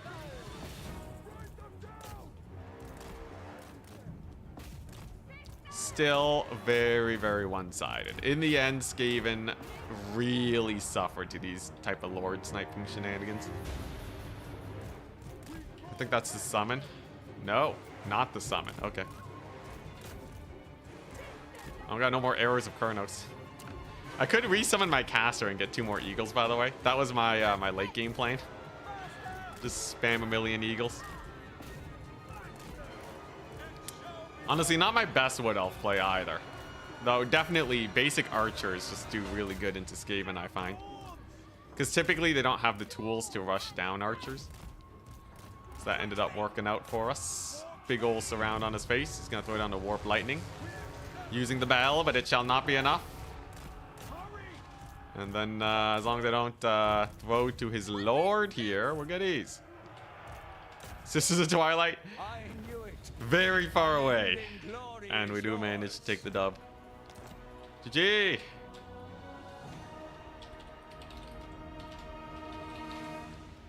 He says rip the Lord Snipe. We did it! Are you happy, Karaf, dear? Are you happy? I finally didn't lose my Lord. It got real spooky, though, with the Sisters of Twilight. Yeah, Bell was not worth it.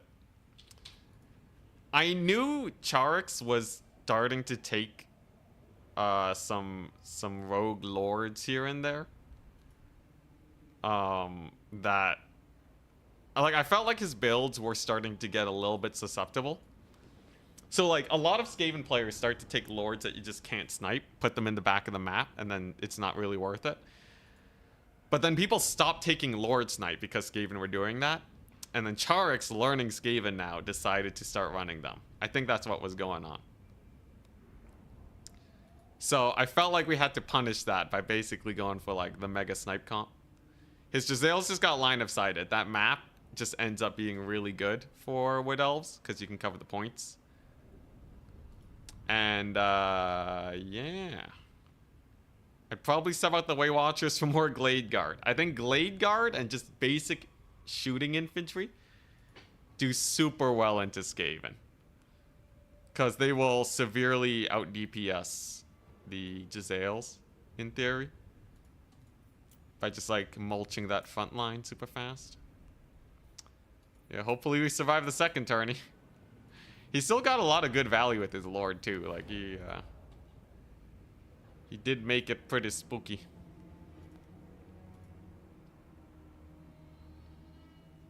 But that means, because we did have 8 signups today, I can actually count that as a leaderboard win.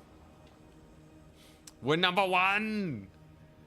We're number 1 on the bracket, people! All I needed to do was host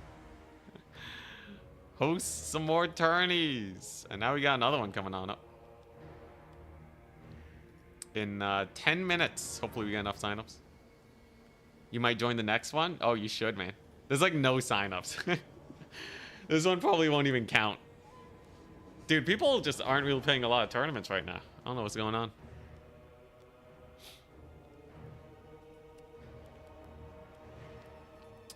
Where are the people? Where are the people, man? It might just be the format.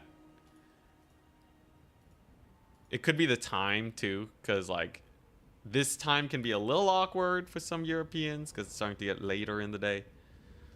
We'll see, though.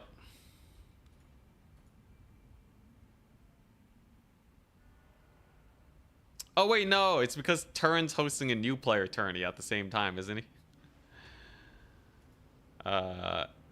He's hosting an, yeah, so, like, all the Turin viewers. Oh, yeah, no, all the Turin viewers are signed up for that. His starts at 4:30, though, but I guess most people are saving their time. Yeah, he's doing an Age of the Ring beginner tournament. Lord of the Rings. That one's in, like, a few hours, though. We'll be done this one before then. Gotta get some food, though, all right. Such is life. Such is life.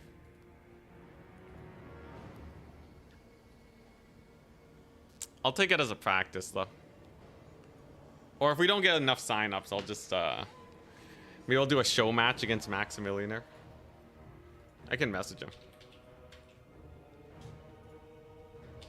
Since it looks like there aren't many signups, do you want to do a best of 3/best of 5 show match?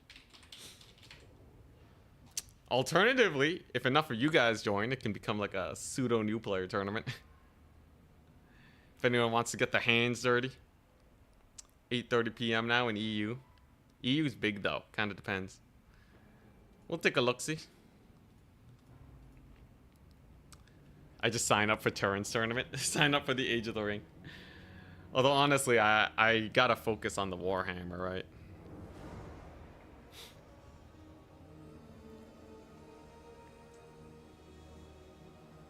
Yeah, the Skaven game, it was pretty spooky, Charks. Your Lord had to push up really far, though, which kind of hurt him bad.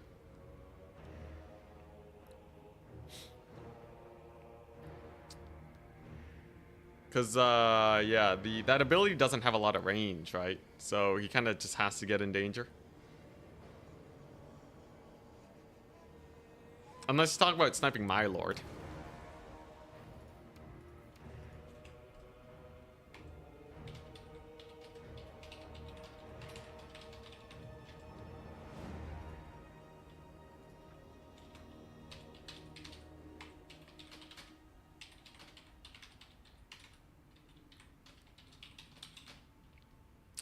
Let's see. Okay.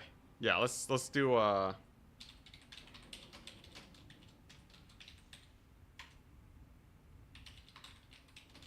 tourney time will be moved to Monday. No one's hosting on Monday, right? We're goodies. Monday is the 30th. All right, sick. Sick.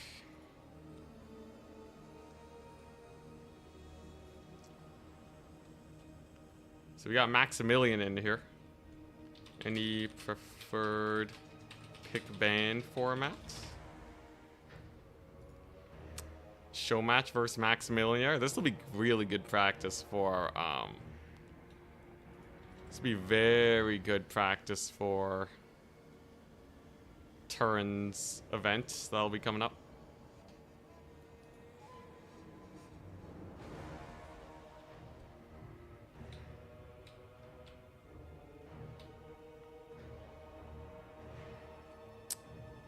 He wants to do my pick 5 format. Okay.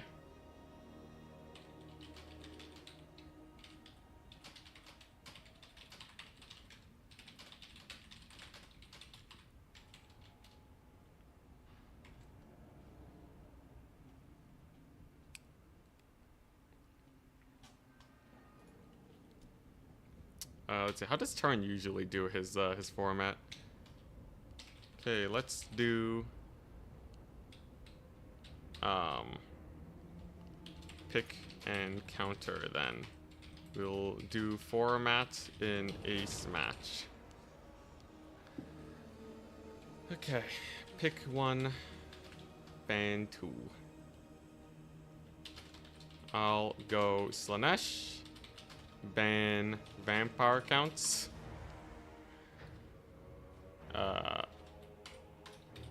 And I don't know. Who counters Slanesh? I'll do Slanesh, ban vampire counts and Beastmen. Sure, why not? I gotta get at least one Slanesh game practice in, right?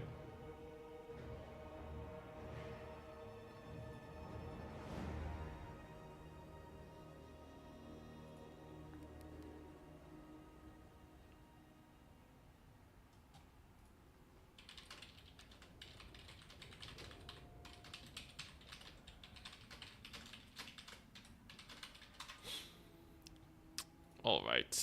Let's see here.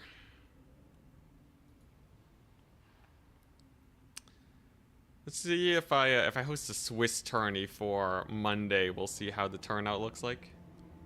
He's picking Wood Elves versus Slanesh. Oh boy. All right. Let's use the map randomizer.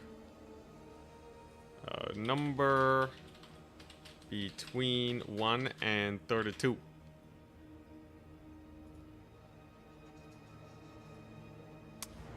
Looks like 8. So the map is Imperial Ambush. Okay. Map set. Wood Elves versus Slanesh. This one's a doozy. Wood Elves, actually, I would say, have a pretty good win rate versus Slanesh. So we gotta be a little bit careful.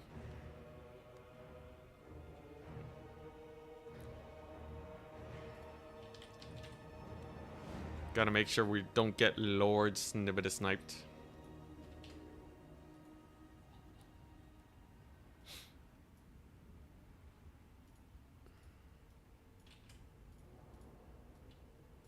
Mm-hmm.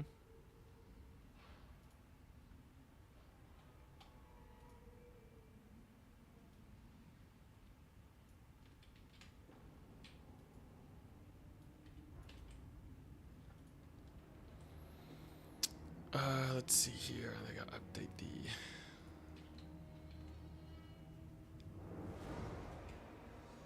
There we go. I'm just setting up the tournament. Alright, how do you do Slaanesh versus Wood Elves? So Slaanesh has far superior cavalry in the form of Hellstriders. But minor problem.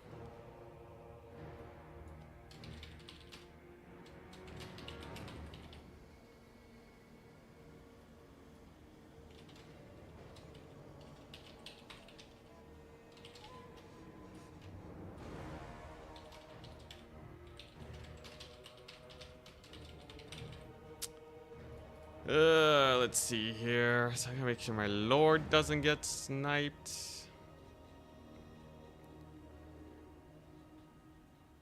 I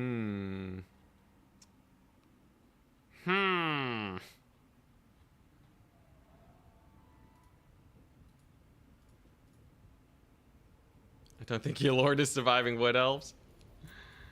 I think likelihood is high.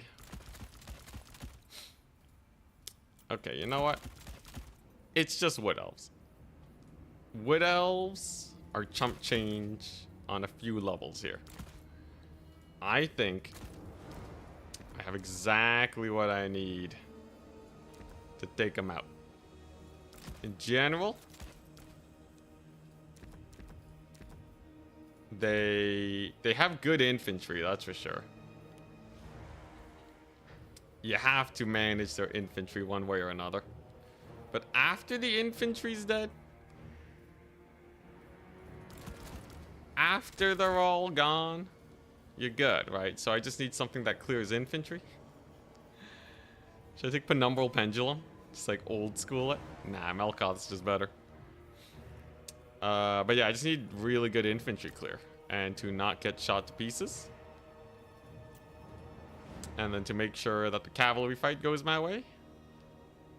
And the goodies. Devoted Marauders are kind of expensive. I'm honestly not the biggest fan of them.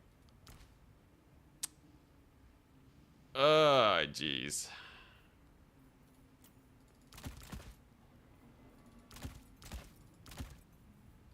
Okay, you know what? Let's do this. Let's do this. It's a weird one, but I really want to see if we can make this style work. Anyone bought my builds against me before? Only a handful of times. People don't really copy my playstyle like I do for other people.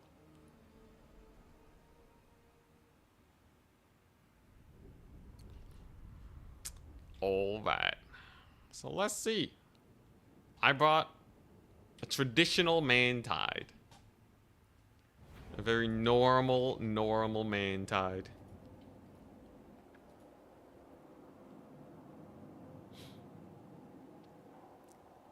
Lizardman Shredder plus Rock Drop build, you see a fair amount?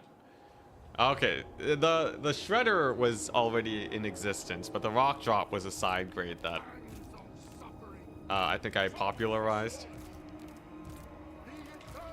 Alright. So this is a lot of infantry. The idea is if he brings too much range, I just overwhelm them and we just walk on his face. So that's the plan. Ready, good luck, have fun.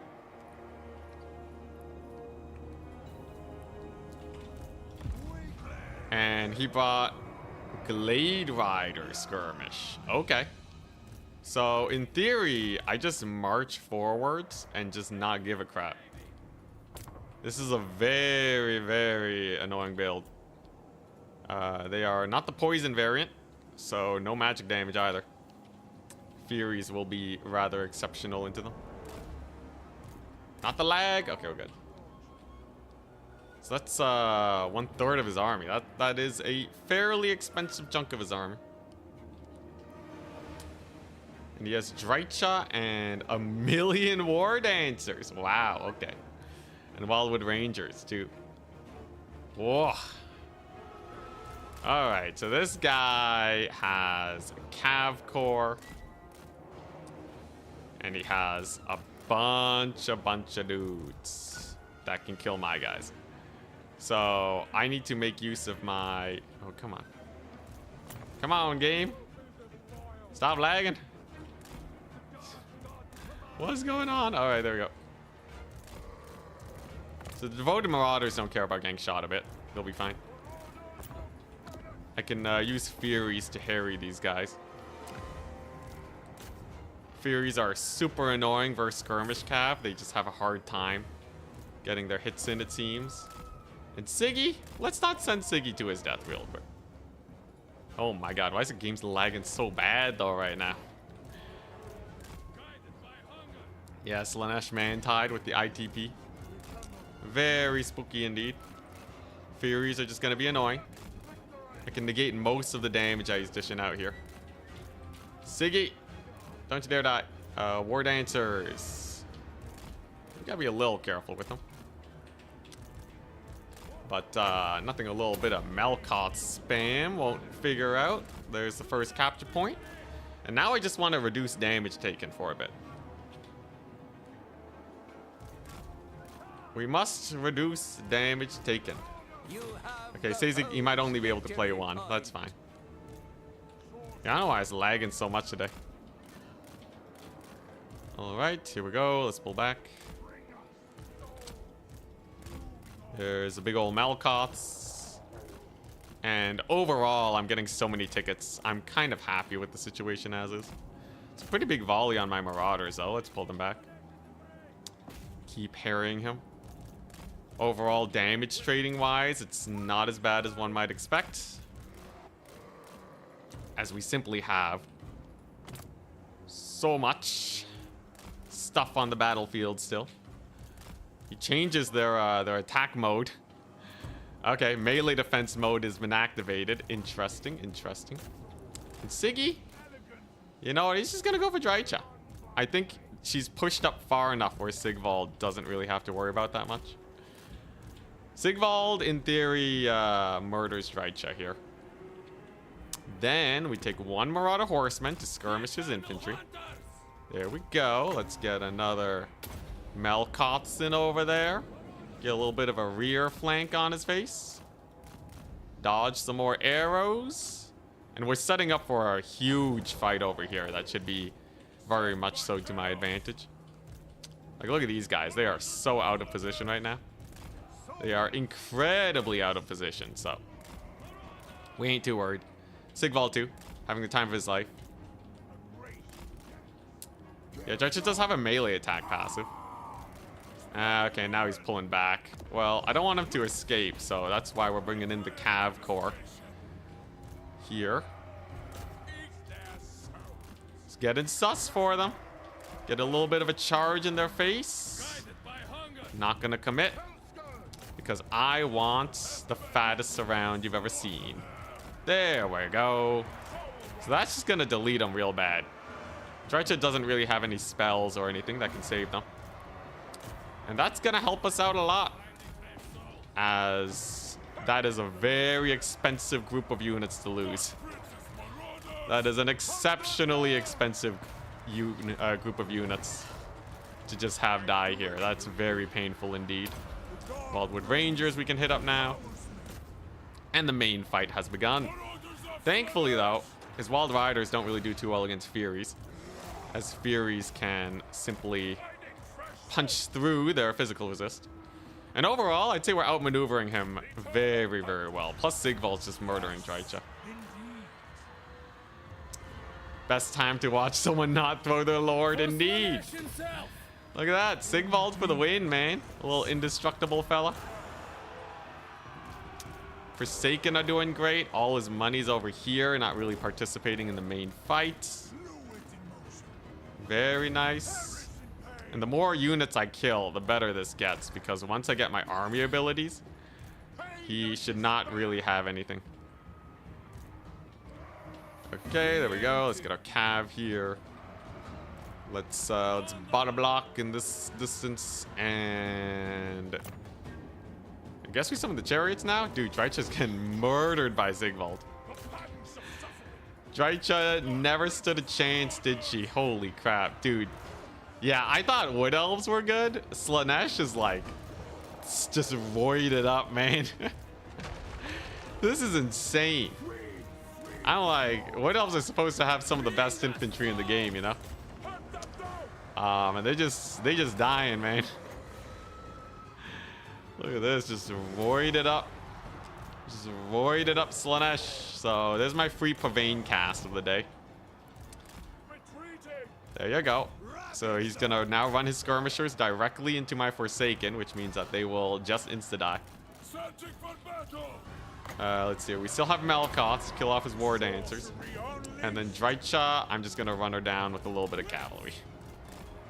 Wow, that's a free army ability. That's a free army ability. Wow. So the benefit I get for killing my opponent is like 600 gold for nothing. Jeez Louise. All right. Yeah, I think at this point it's pretty over, right? Yeah, very one-sided. Very one-sided indeed. I was kind of worried that Wood Elves would actually be pretty good versus Slaanesh. Their infantry are really good in a fight. I guess just because he didn't have a lot of archers, though, it kind of screwed him over. I think you're going to need more normal archers if you're going to make this work. Willing slaves.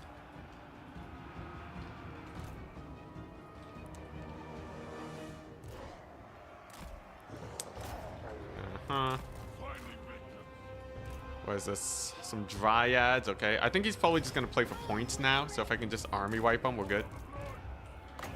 Let's Melkoths. I don't know. There's not much to Melkoths here, is there? I guess it's fine, dude. Siggy with the full HP though. I guess I could bring in the Cav Corps here and just snipe his dryads maybe.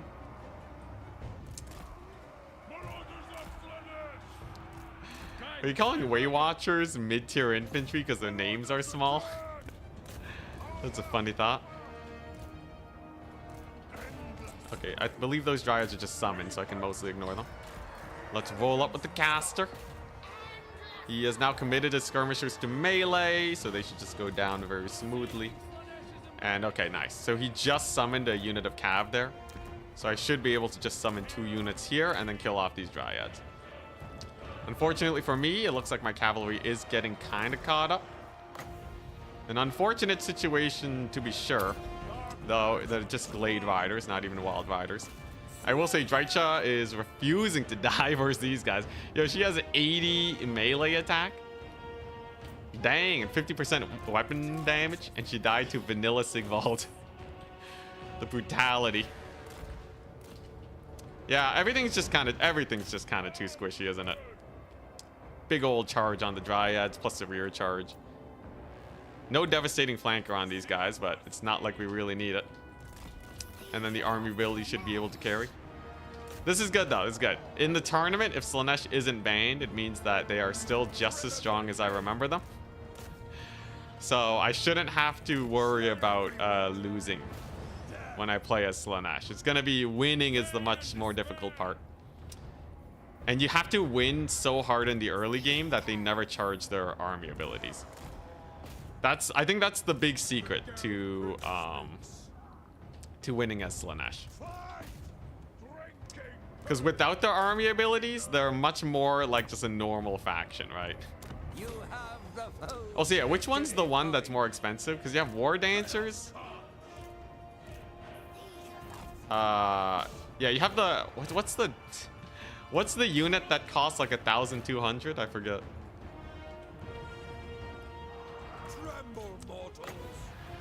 Yeah, sure. I'll just Melkoths and cavalry. That's fine. There's a summon though. Blade Singers. Okay, yeah. Blade Singers are really expensive, but they would get wrecked by Melkoths. Wayward Dancers. Yo, can Drycha die or what? Is she going to ever take damage? Dude, my Cavs suck at fighting her. What in the world? Yo, do my Furies have Devastating Flanker? They do. Insane. And he's gonna summon in Glade Riders. That's the worst mistake he ever made. Cause they're dead now. Let's go. And I've been saving up my army ability, so yeah, there you go.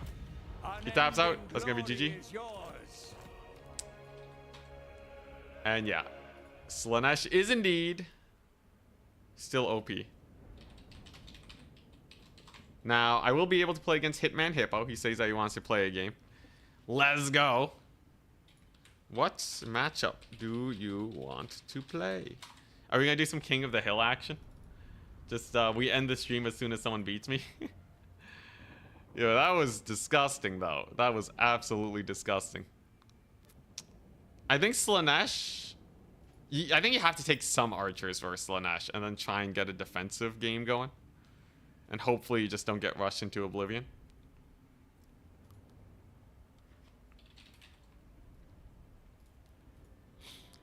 Very nice. So we're playing against Hitman Hippo now. There he is already. Alright. Says he'll play High Elves to help me with Charix. So if I were to play against High Elves, what would I bring even? What would be my counter to High Elves? I think Bretonia.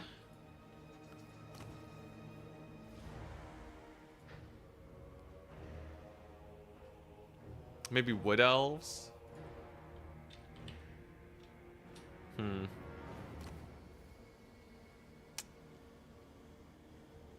Like I say, we're early in, you know, I think Tomb Kings. Tomb Kings? Okay, let's take a look at the list. If I were to counter Tomb Kings, Bretonia, I need at least 3 counters. And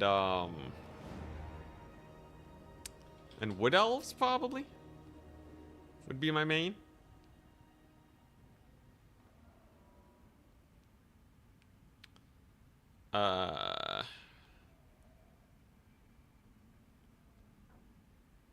Yeah, I guess those would be my main factions. Maybe Beastmen.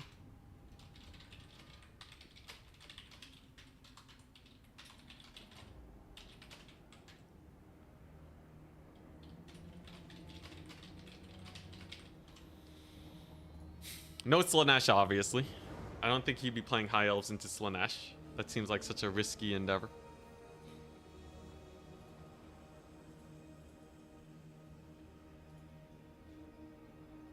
Okay, so we're playing on Jade Tomb. Okay, he wants to play on Borderlow Landing, sure.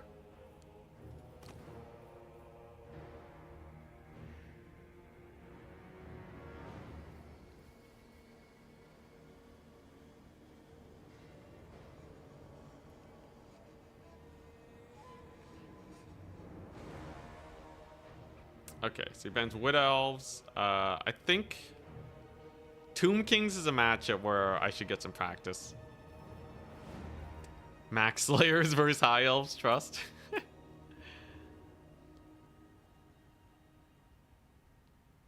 Yeah, no Wood Elf melee build today. We're getting ready for the tourney. He wants to play High Elves versus Beastmen. Oh, okay.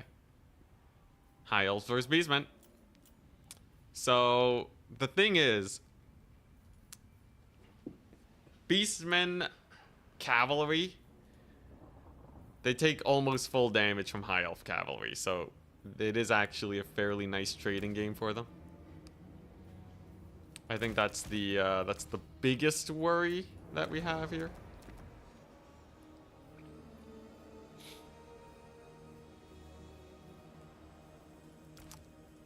He will also have his infantry.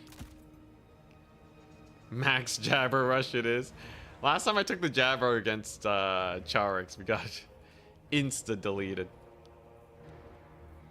I think the biggest thing is, like, you gotta win the infantry fight.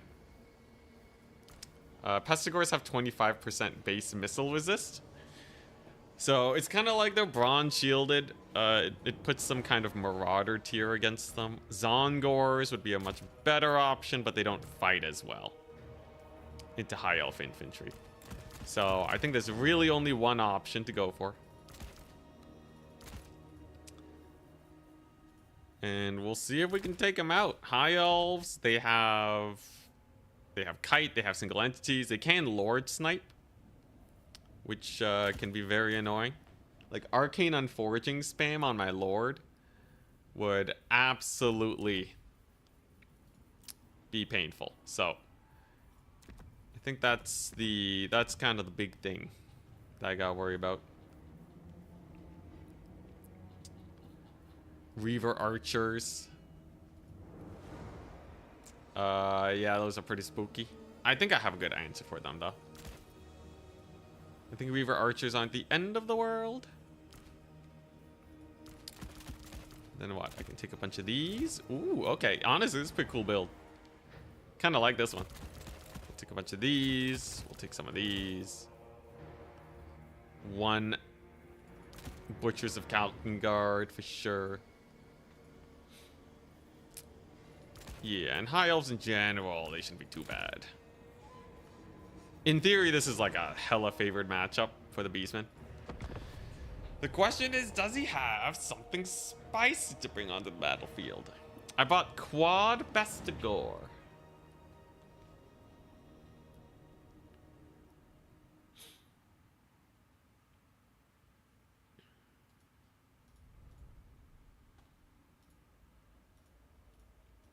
Quad Bestigor has to be good, right?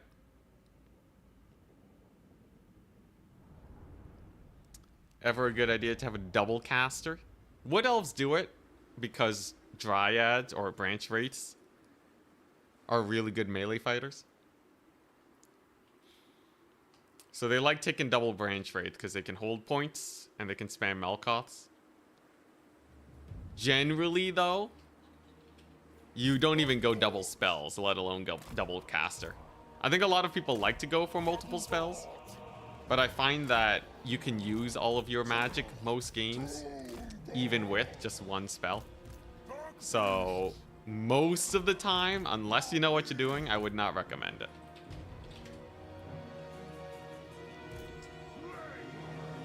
Anyways, the Bestigor spam should be pretty hype. But yeah, like you can get so much value from Melkoths. The only time you might want a lot of spells is if you're like chucking them all out at once to try and break a front line as fast as possible. You used to see this in Warhammer 2 with Norska. Double bird. Eltharion. Alright, so this is a big ol' single entity build, isn't it? Alrighty. Very spooky indeed. It's gonna heavily rely on these guys.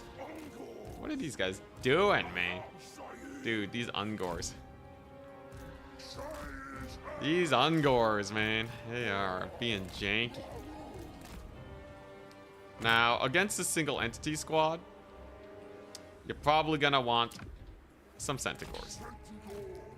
Centigor throwing axes. Stop them from causing too many issues. Just run with your infantry. Keep them safe. Doombolt can screen them out. And then I just gotta hold these points. The Ungors will tank these archers for quite some time. That's pretty good. And it's not really worth Melkothsing his Reavers, because he's gonna summon proper cavalry in here soon enough. So I might as well prepare for that. Interesting that he goes for the cycle charge there. He's gonna lose entities and therefore damage. So that's actually slightly painful. And he has no tickets. Mad Lad is ticketless. Okay. Very interesting then. Well, the big thing I gotta do is make sure I don't overextend here. An overextension would cause many of my units to die and potentially get me to lose the game. We gotta stay nice and close so I don't lose units. Okay, he's going for my caster. He's going for it. But he will take a little bit of damage doing so. Eltharion does have, yes, Tempest. Okay, and Apotheosis. So far, though, the archers are plonking away, getting some work done. And he has captured his first point. Very interesting. Ungors are doing a great job on the far side, at least. Gets a little arrow barrage, but he's already taken some pretty big damage, so I'm honestly not too worried. I have my tickets. Points are very slowly trickling in. He's finally bought in something worth casting my magic on. I don't think we have a big problem here. I will have to make sure that I resummon my skirmishers, though, as time goes on. Because we're definitely going to need them back, rather than keeping around low HP skirmishers. There they are, though. Oh, he's going for the Lord Snipe now. Okay. Now we're talking. So this guy has to evac as soon as he can. To get sniped is to get mass terror outs everywhere. We absolutely do not want that. Someone's calling me. It's spam. Who would have guessed? Alright. And the spam call means I don't get a counter charge on his lord, but we're still doing great. There's the Melkoths. Lots of value.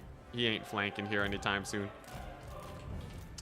And yeah, it's just a very low DPS game, right? As long as I don't capture this point, I can reduce the damage I'm taking by like 1,000,000.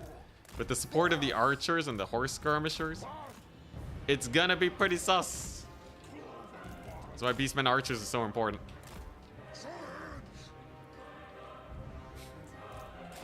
The High Elves mythical flyers against Magoats. Yeah, what are you gonna do, man? I played enough Warhammer 2 to just have a very good grasp on taking reduced damage from skirmishers. They're already nearly out of ammunition, and like all my Bestigors are still doing just fine, more or less. There's another Melkothson. Butchers of Kalkengard are in. Some very elite boys. Gets a pretty good arrow barrage. But my guys are still fine. Let's just do a little bit of a pivot. Unfortunately, he does get a pretty nasty charge over here. But we even up trading. That's kind of the painful part for the High Elves. We are actually up trading. Dang. It's a little bit of an AoE on the Bestigors, but they're still going to be very hard to kill.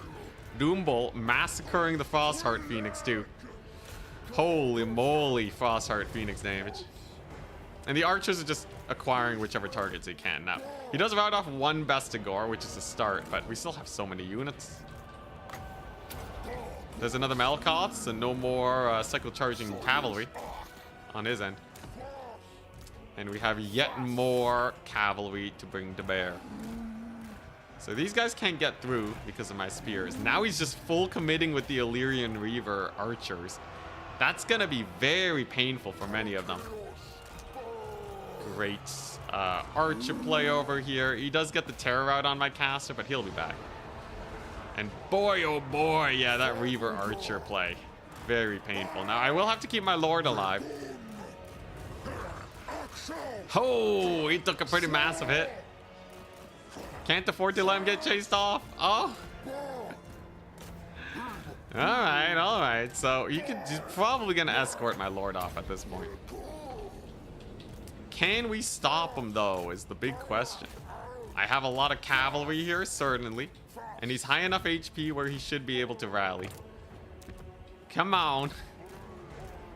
Frostheart Phoenix slow is gonna hurt him a lot though. I have some infantry we can bring to bear. Come on, not like this. Not like this. Frostheart Phoenix. I mean, Omen of Ashurian. No! Not like this. Dude, the devastating Lord Snipe. I don't think I can bring in enough skirmishers here to punish him for chasing off my lord. He does have to sack his silver helms at least, but nevertheless, a pretty sad loss. No, he finally got the Lord Snipe. At what cost, though? The game should still be pretty over, right? Yeah. You know, I think I almost could have saved him, too.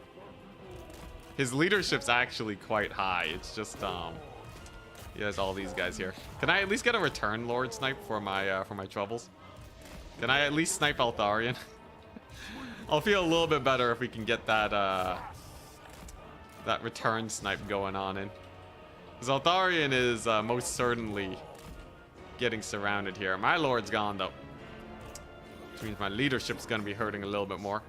We're pretty close to the edge of the map, too. So if he gets a big old rout, that would be rather painful. Bestigors is still absolutely cleaving through his lines, however. Brings in a couple of Illyrian Reavers, not a big deal. And of course, I still have many an archer at my disposal. Unfortunately, though, his single entities have won the day on this end. Getting routes abound. I will have to resummon my Lord. This was always going to be a rough matchup, making sure that my Lord didn't get sniped. Though I feel like I should have been able to keep him alive there. I should have known the moment he was piling on in his dudes. Okay, yeah, those are just Reavers, man. Who cares about Reavers?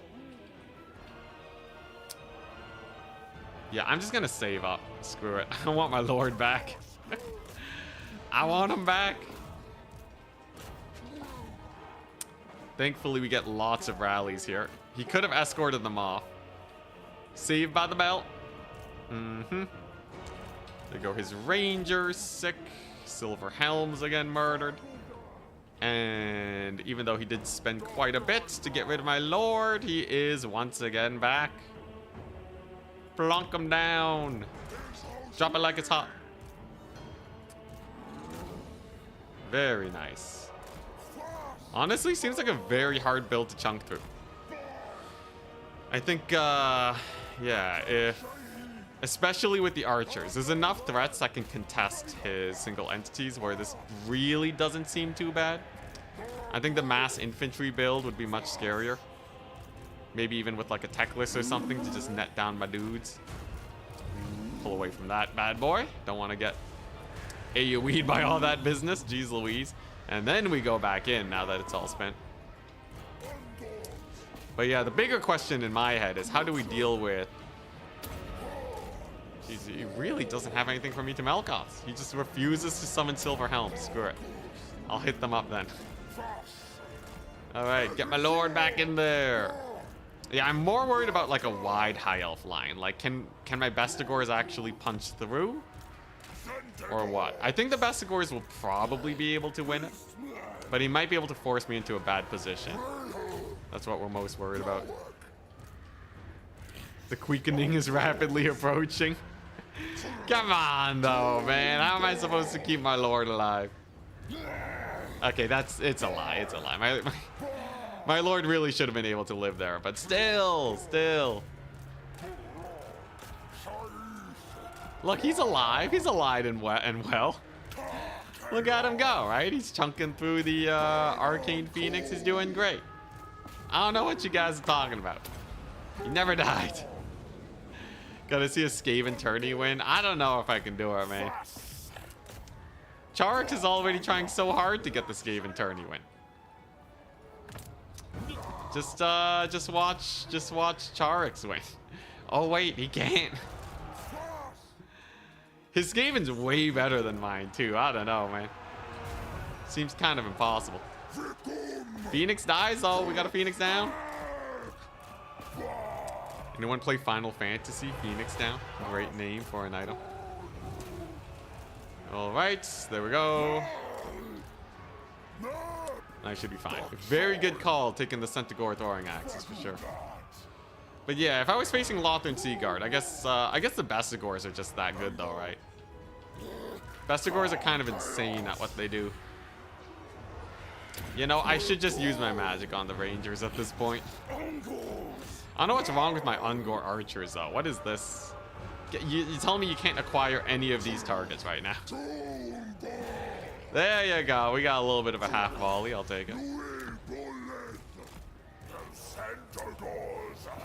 Bestigor is doing great. And I think not taking this point was probably the smartest thing I could have done this game.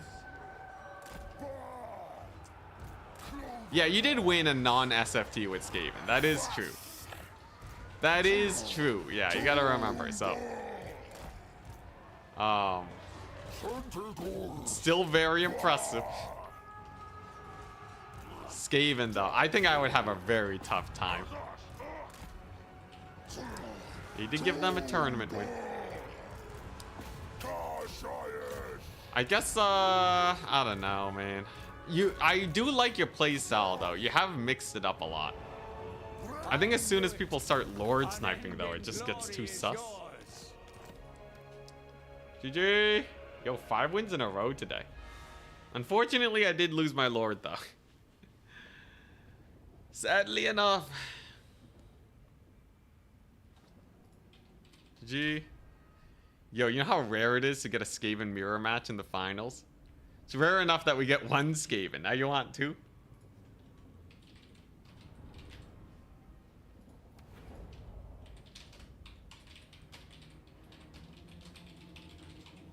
Alright, so I've asked Hitman Hippo to bring his worst Beastmen counter.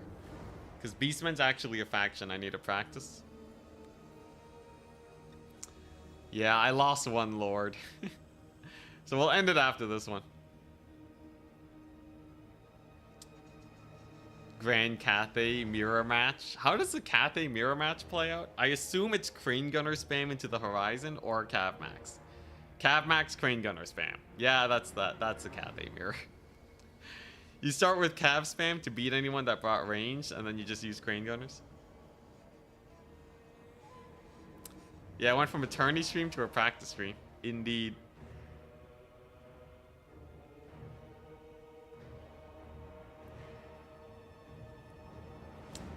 Satang. Yeah, just host a tournament with only Skaven. Pro plays. Wood Elves. Interesting. Okay. So, Hitman Hippo's not going to snipe me. I don't need the army blocker. Edge of the Darkwood is Wood Elves. Alright, so if I were playing against Wood Elves, what would it be?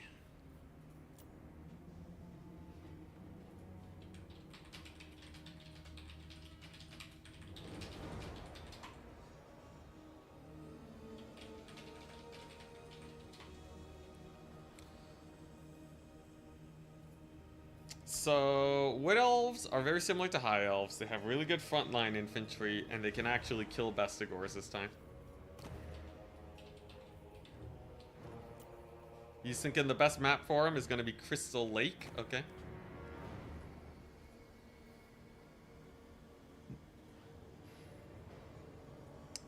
I think Main Tide is definitely really good. The archers are just so hard to jump on. But he can probably outrange me. So if he goes for an archer build, I'd have to get into his back line, which is kind of sus. Infantry-wise against Wood Elves, do I just spam Gore Herd? Relatively high DPS. Do they beat Dryads? Chariots? Let's go for 1,000,000 chariots and Cav. You know, I have always wondered if you can go for something insane like this. So like you take your spooky lord. Yeah, 5-0, no losses.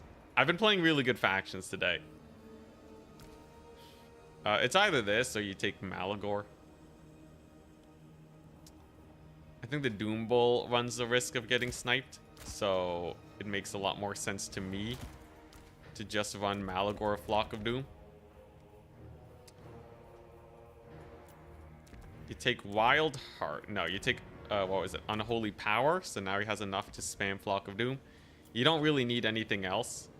That way you get an ultra cheap Malagor. Could give him the extra leadership boost. It's 200 gold.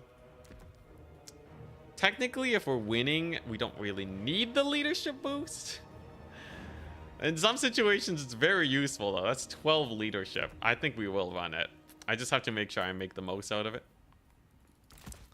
Sons of Goros are magic damage. And we just want the fattest rush ever, because Wood Elves are much more prone to taking skirmishers than High Elves. They don't have Lothran Seaguard, which makes a massive difference.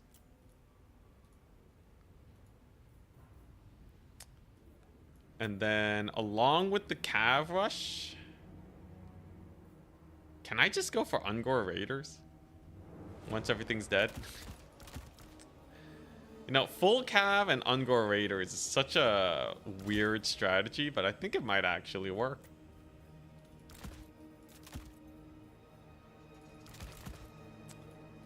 Just go for something like this.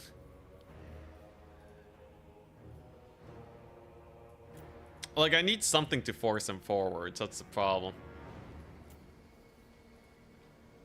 Do I need a front line against Wood Elves? Like, it's gonna come down to a cav fight anyways. I have my Tuskor chariots. Anything I can spend, the Destroyers of the Drakewald? Mobility in general is quite good into Wood Elves. It's true. So I brought all the Centaurs I can, really. I could take the Centaurs of Tzeentch for magic damage. Sons of Goros is kind of the same as Centaurs of Tzeentch, just slightly better all around.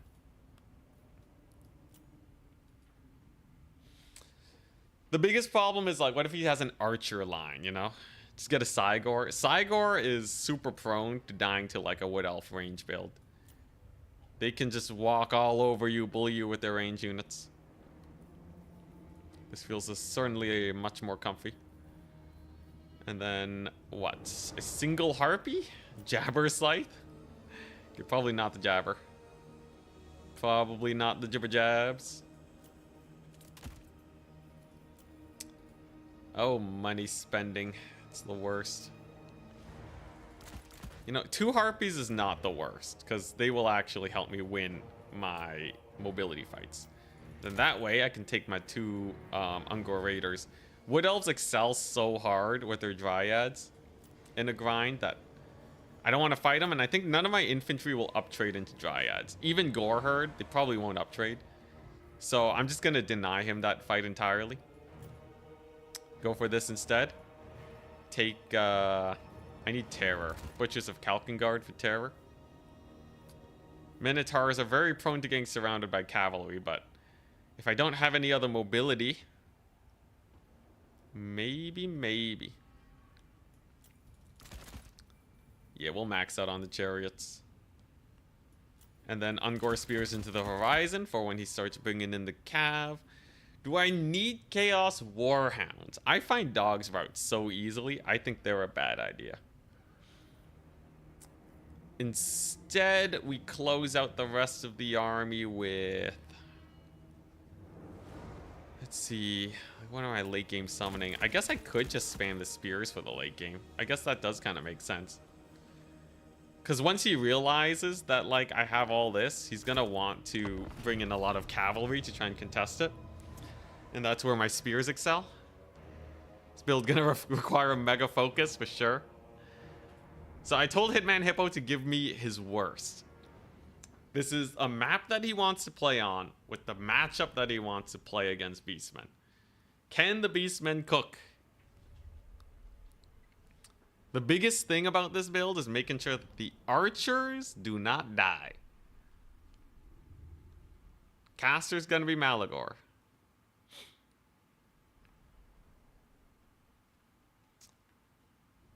Yeah, I think Bestigors is the solution for the High Elf game, but yeah.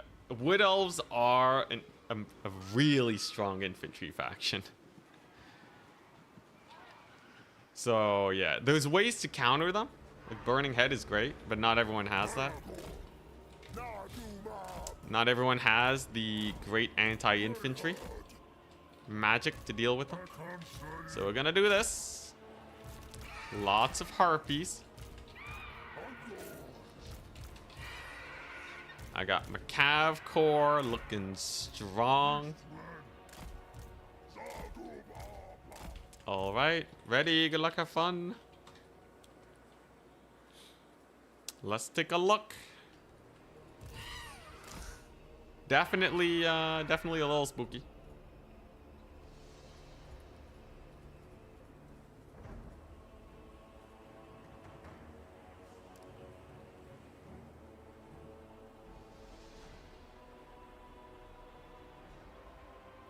All that. The biggest mistake I can make is doing a big dive into his backline and his cavalry just kills everything. In this case, though, he has 5 dryads, 2 units here, and a bunch of stuff that's just stealth. So I gotta keep an eye out for his skirmishers. He could potentially have some skirmishers here. Doesn't have a lot of anti-large. Brought the Sisters of Twilight. But as a poking unit, as long as I never let Malagor get in range, we're goodies. So there's capture point number 1. Sisters of Twilight fire the first shot. They're going to get kills, and there's not much I can do to prevent it.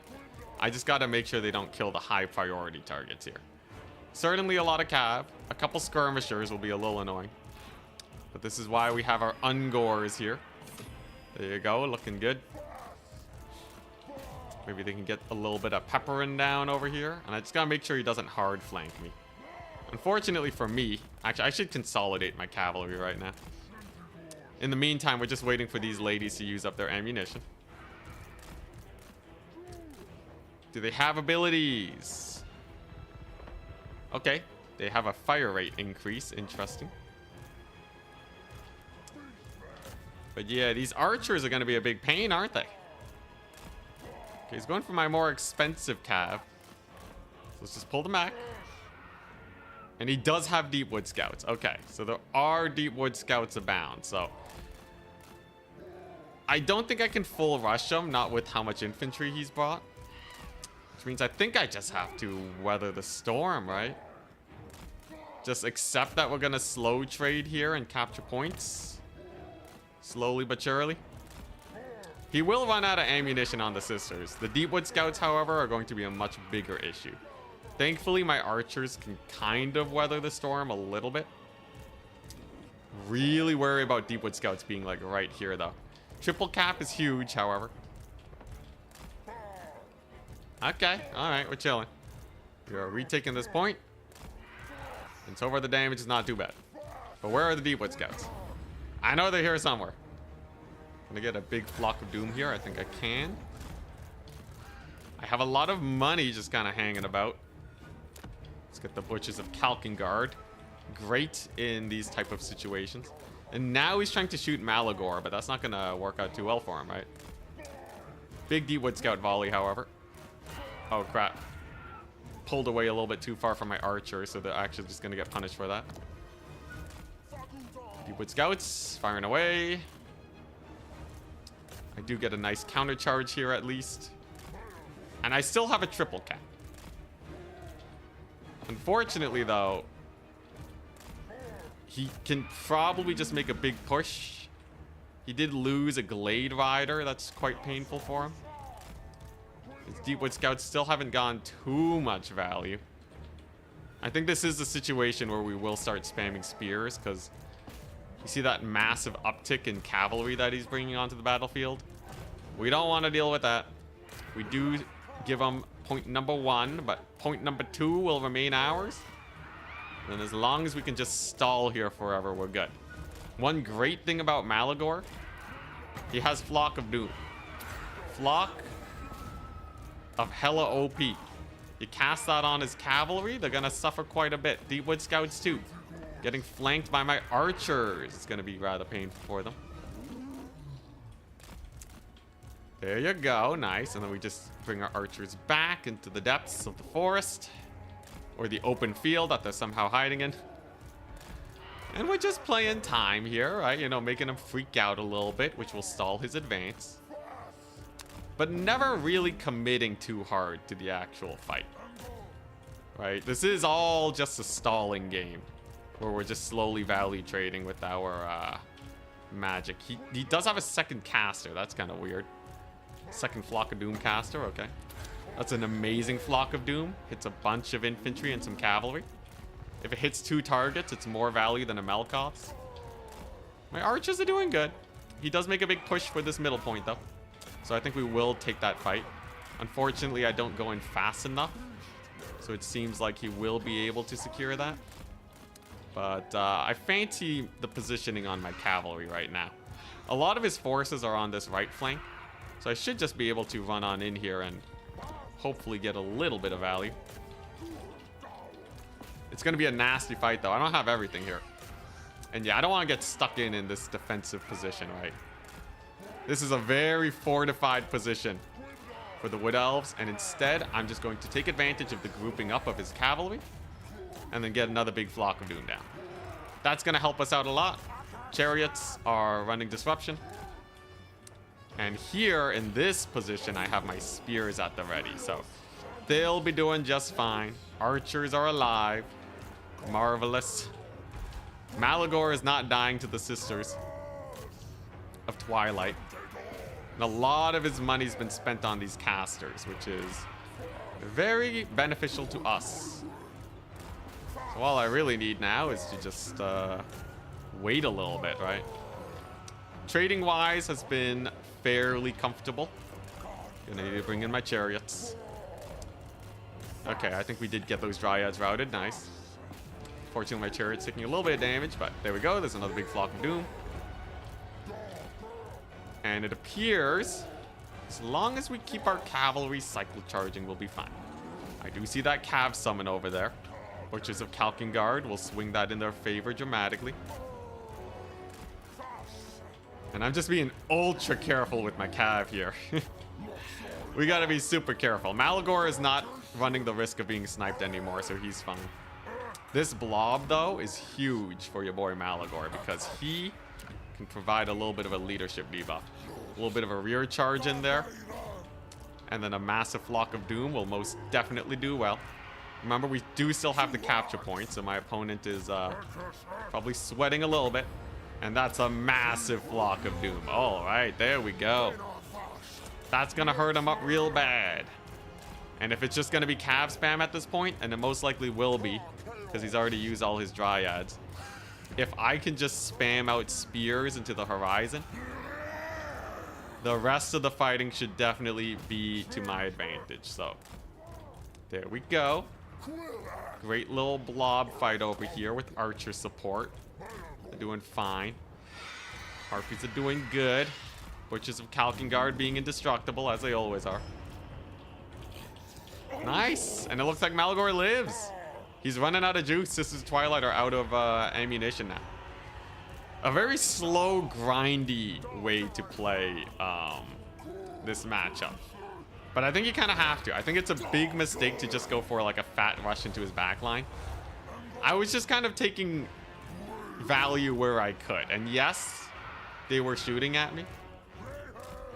But the damage mitigation and the pressure by holding points really seemed to work out in our favor here today. A spooky match indeed, though. Definitely got to de-summon these guys so I can re-summon them. Yeah, there you go. A game where I did not have to kill his skirmishers to get the victory. How surprising.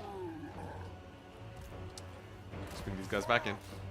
I think definitely the Ungor Raiders are like the unsung hero of the Beastmen. Dude, Ungor Raiders are so important for making sure that you don't have to commit to a big fight. He does rout off the butchers though. Kind of sad. My archers too. A little, for being unsung heroes, I definitely put them in a sketchy position there. With a wide flank open on them.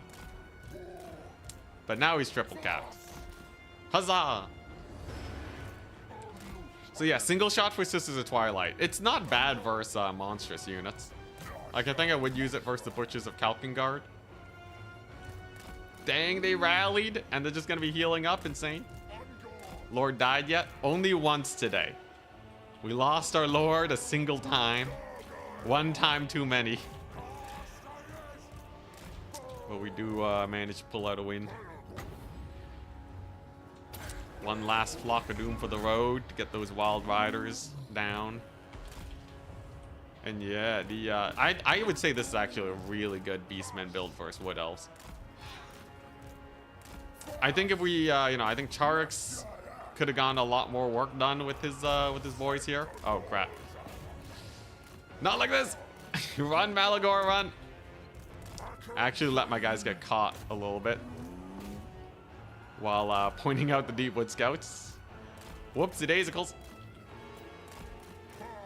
Can I bait the Sisters of Twilight into getting murdered here? No, he's on point. Alright, alright. Almost lost the Malagor. But we'll get these. Get back into the air, good sir. His ground speed is way slower than his air speed. Okay, Deepwood Scouts finally run out of ammunition. They did get a lot of value. So it is a little surprising that we still managed to win this. I mostly won off the back of my cavalry fights going so well. But I feel like if you played way more safe with the Deepwood Scouts, you probably could have gotten a lot of work done. He didn't have a lot of targets for it though. A little bit unoptimal bringing in multiple archers too. Yeah, GG. I feel like, I don't know. I wouldn't say that I'm like ultra comfortable playing this into Wood Elves. Oh, he wants to play another one? Okay.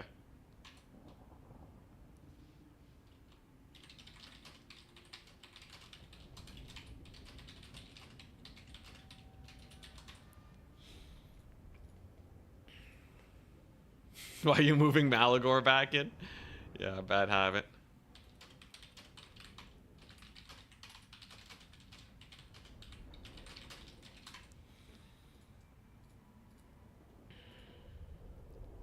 Seems like a not bad Beastmen build. There's some things I'd change about it, but let's save it as Beastmen versus Wood Elves question mark. Oh, it doesn't let me.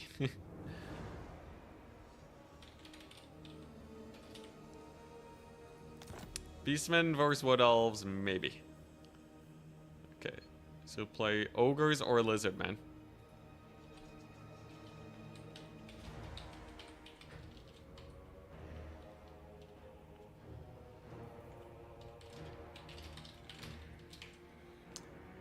Maybe versus Kislev? I do need to tune up my Kislev a little bit. It's been a long while since I played him. Ah, hell yeah, alright. So this is the glorious Kislev single entity build.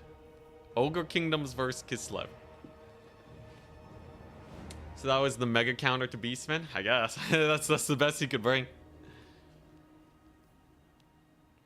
I think he didn't really have a lot of skirmishers.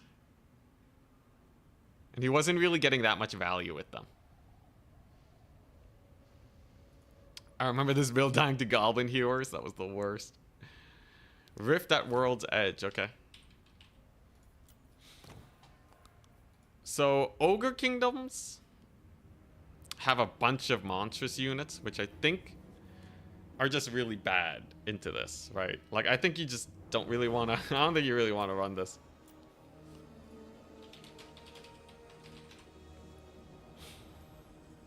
I think that's a little spooky. I think if you're playing against ogres, if we're on Rifts at World's Edge, I think you do just need Little Grom. And then you just need to make sure that you don't get bum rushed, right? So, like, you don't want to get Thunder Tusked. Katarin on a Frostworm is very meta. Because you can go and, let's see here, what you got. You have Guardian's Call, you have Stand Your Ground. It's like, it's basically a Frostworm, but like ultra cheap. The question is, what spells am I gonna take? We have Death Frost. Ice Sheet. Honestly, Death Frost is just like the most vanilla, right? You just snipe their Lord or Caster. Ogre casters tend to be pretty expensive, so I think this is just worth.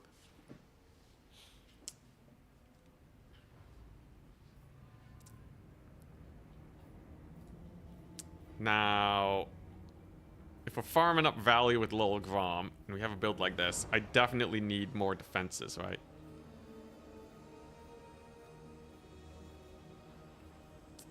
Why is Frostworm better than the sled? Anti-large fighting duelist. Bonus versus large 25 is huge. Actiona ambushers I really want to play with more, but I don't think they'll be great here. First and foremost, I need to survive an ogre charge. So I think what we want is probably like 4 Kislevites warriors in reserve. As an emergency, oh crap, he's rushing me with 1,000,000 ogres, right? Frostworm in reserve. As an oh crap, he's taking like Thunder Tusks. That combo should do fairly good. Incarnate Elemental of Beasts. For the memes. You know, so I can shift to just a single entity build if I really want to. Might as well have the Patriarch here. But as a starter, we're definitely sticking with this stuff. Patriarch has healing and he has a vigor replenishment. That makes him an absolute Chad support tool. Okay, but how we dealing with a full-on ogre charge?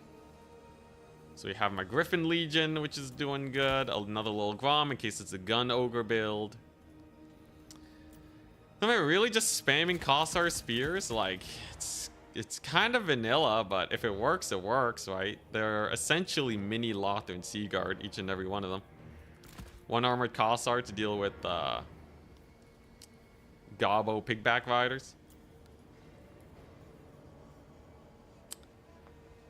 I don't have a lot of cavalry here.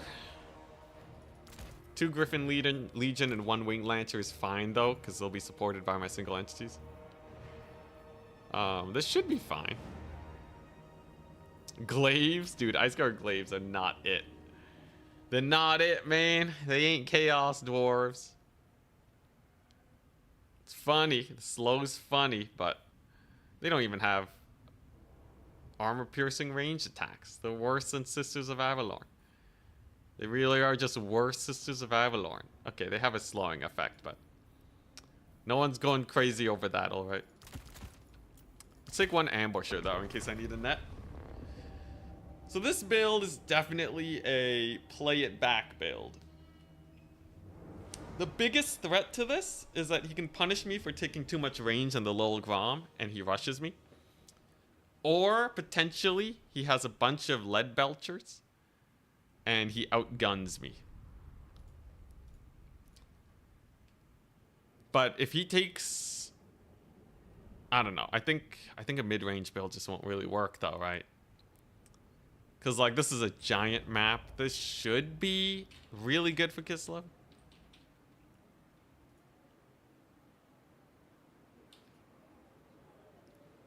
Golden Knight, please. I want to see her at least once. I've tried her before. I think I did have a stream where I tried her before, and she was pretty bad. Unfortunately. Unfortunately. One day CA will buff up all the underused characters. And then the playable roster will increase by 1 million. Okay, so we're gonna position like so that they can actually support each other. So even if this guy gets caught up, the archers here can cover them. And we're positioned like this so that it's a little bit harder to get into this back line.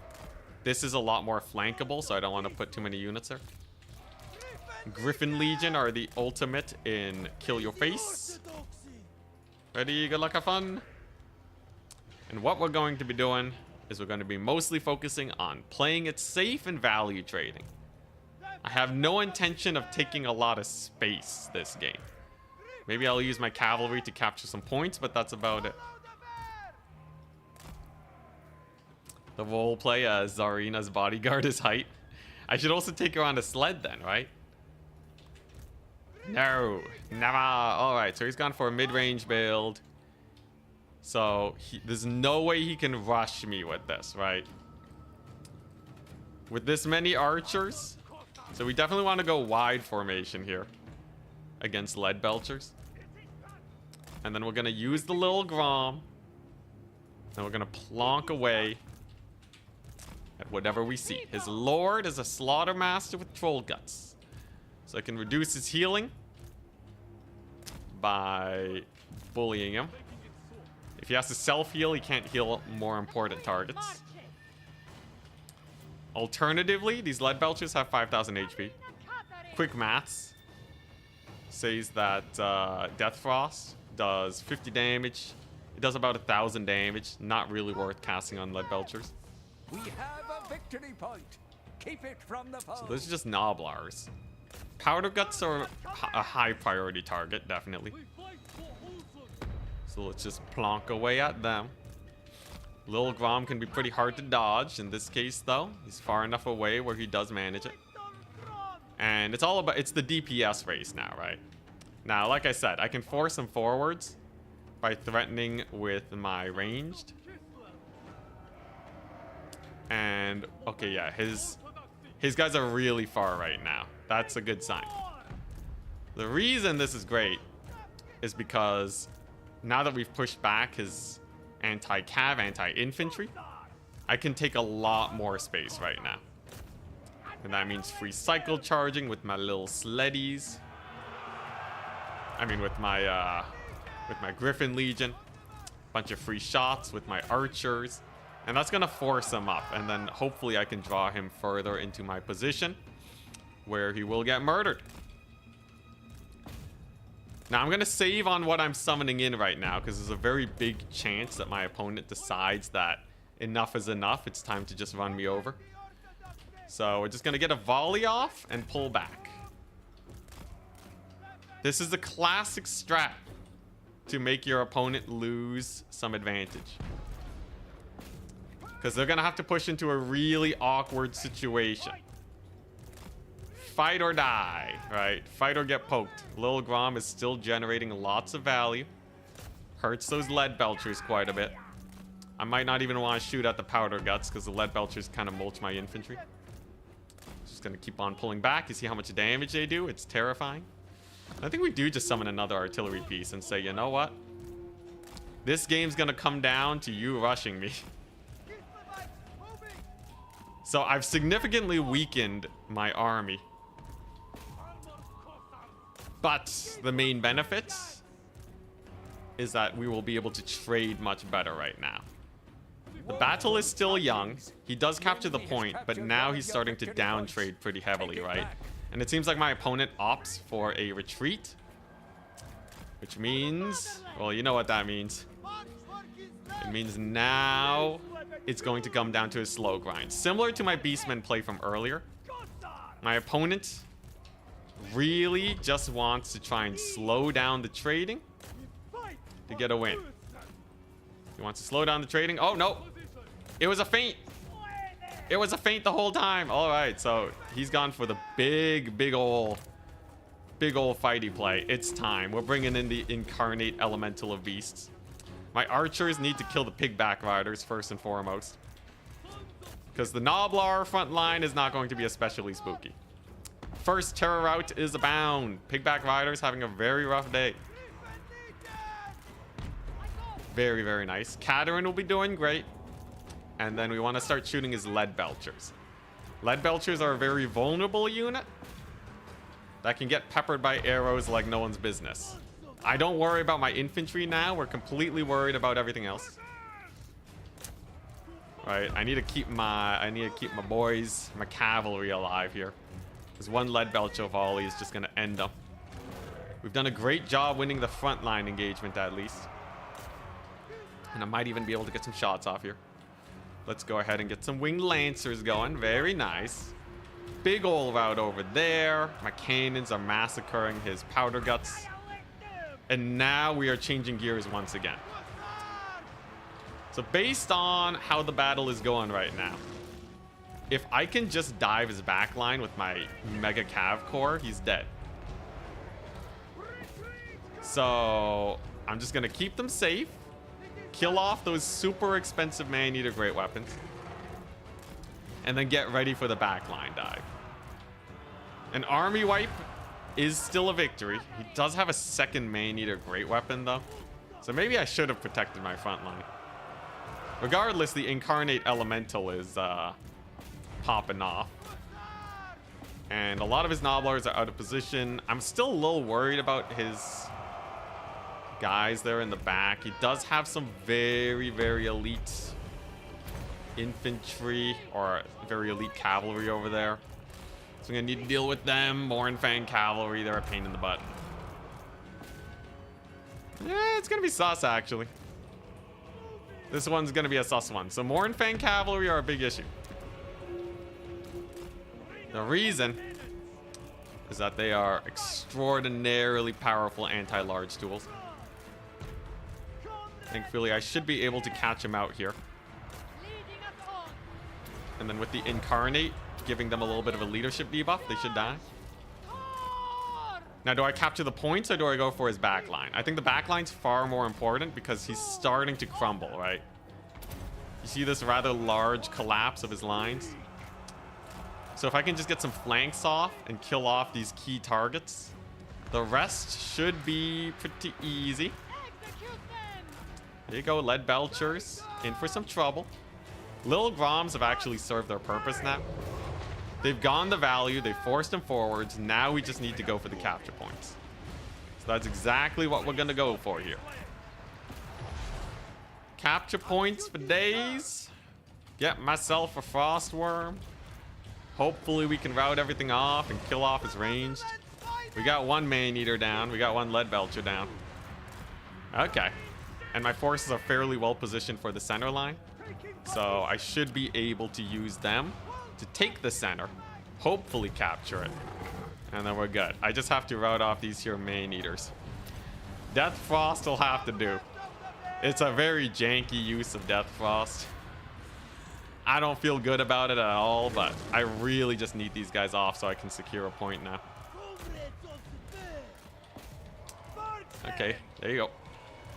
One of your units has been And destroyed. hopefully this grind goes well, because he does have another unit of Maneaters. I can start sending Kislevites warriors to capture these far points. But can we actually take it? Definitely a little sus. That Pigback Rider charge is going to be a pain. And he has Iron Guts here. Oh boy. Thankfully, I do still have a Cav charge in the distance, but definitely spooky. There's the Vigor reset. That's going to be huge for my leadership.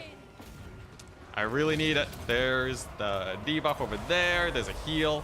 And hopefully that's enough to pull through. Frostworm does capture this point. Very nice. It's all going to come down to this fight.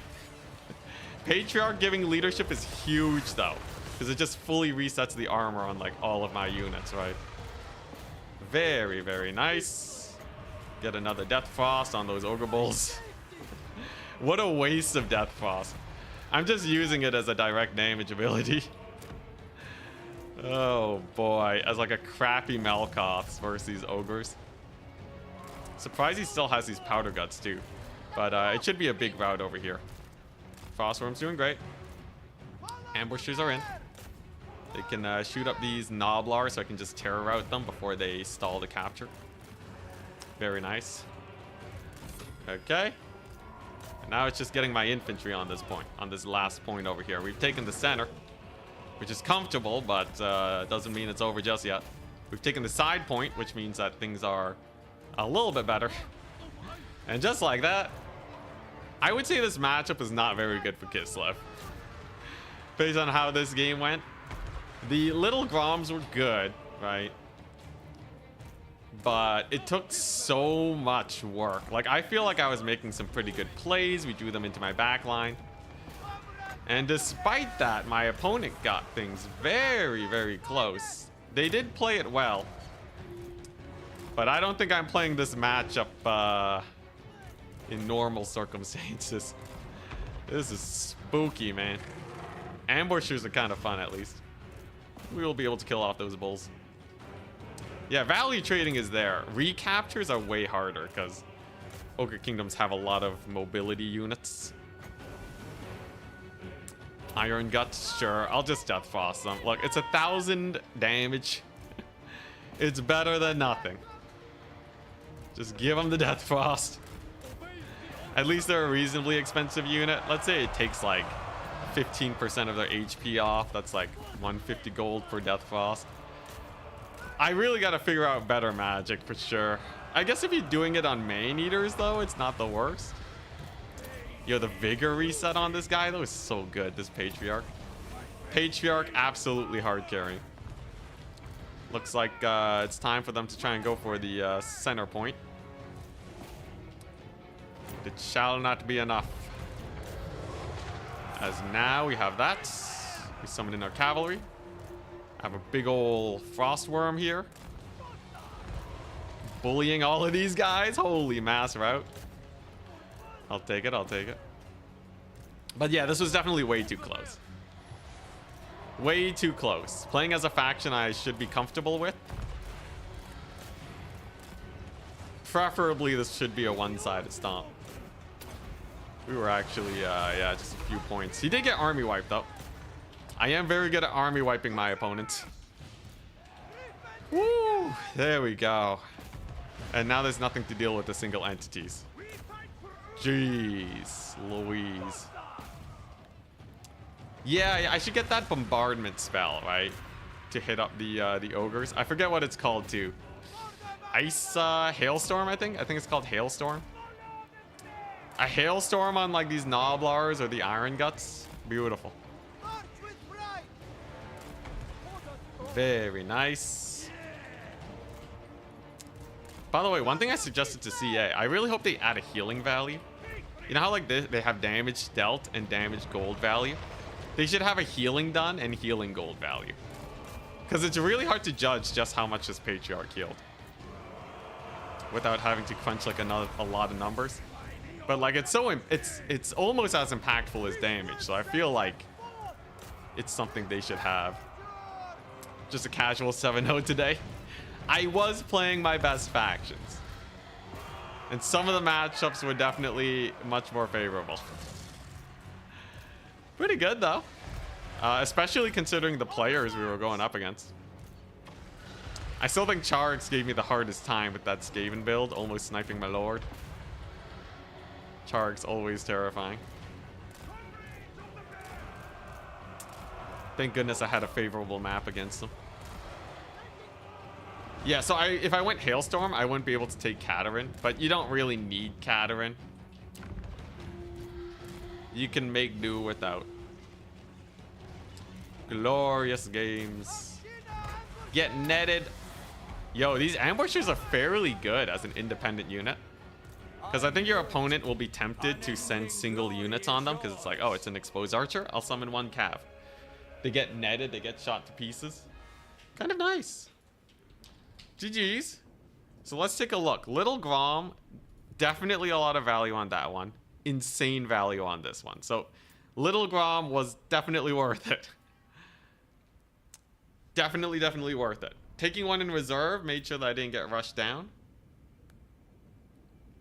And then from there, it was just making sure that we kill his army fast enough. So I think it's playable. I think it's playable, but definitely a little sus. Like, you have to play it well. The map has to be pretty good. Is there any way I can make the retakes a little bit better?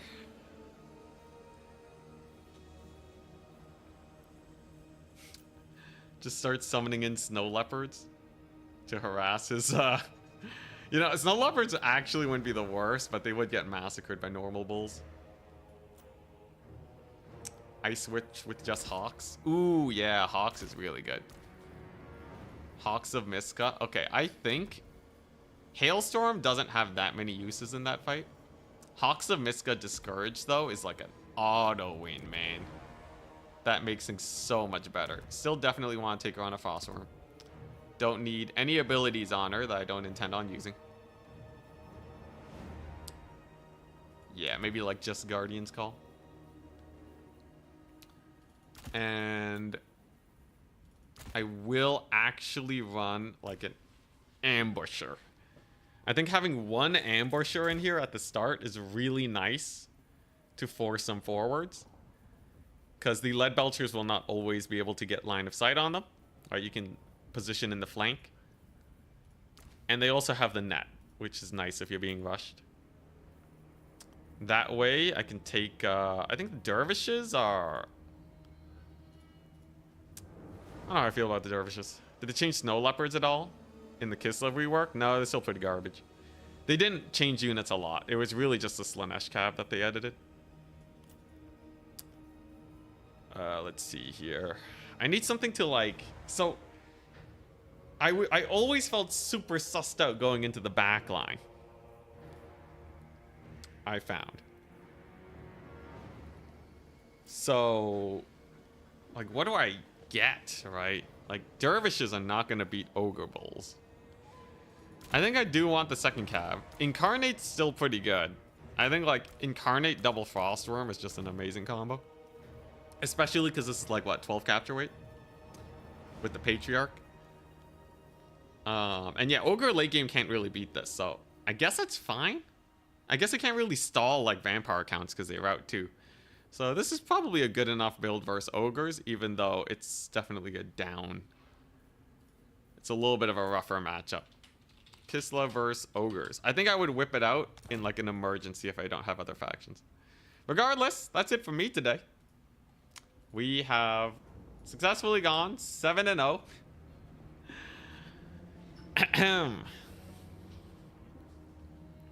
I am going to edit, get some food. Hope you guys have a wonderful weekend. 6-0? Was it 6-0? Oh, okay, 6-0. Or was it 7-0? Did someone say 6 or 7? I don't know. We won a lot of games regardless. One Lord loss? Oh yeah, that's true. Plus 1 Lord death. Yeah, it's true. It's true. I'll put it on the board. We lost our Lord once. We lost our Lord once today. Even though we did manage to win. Dang.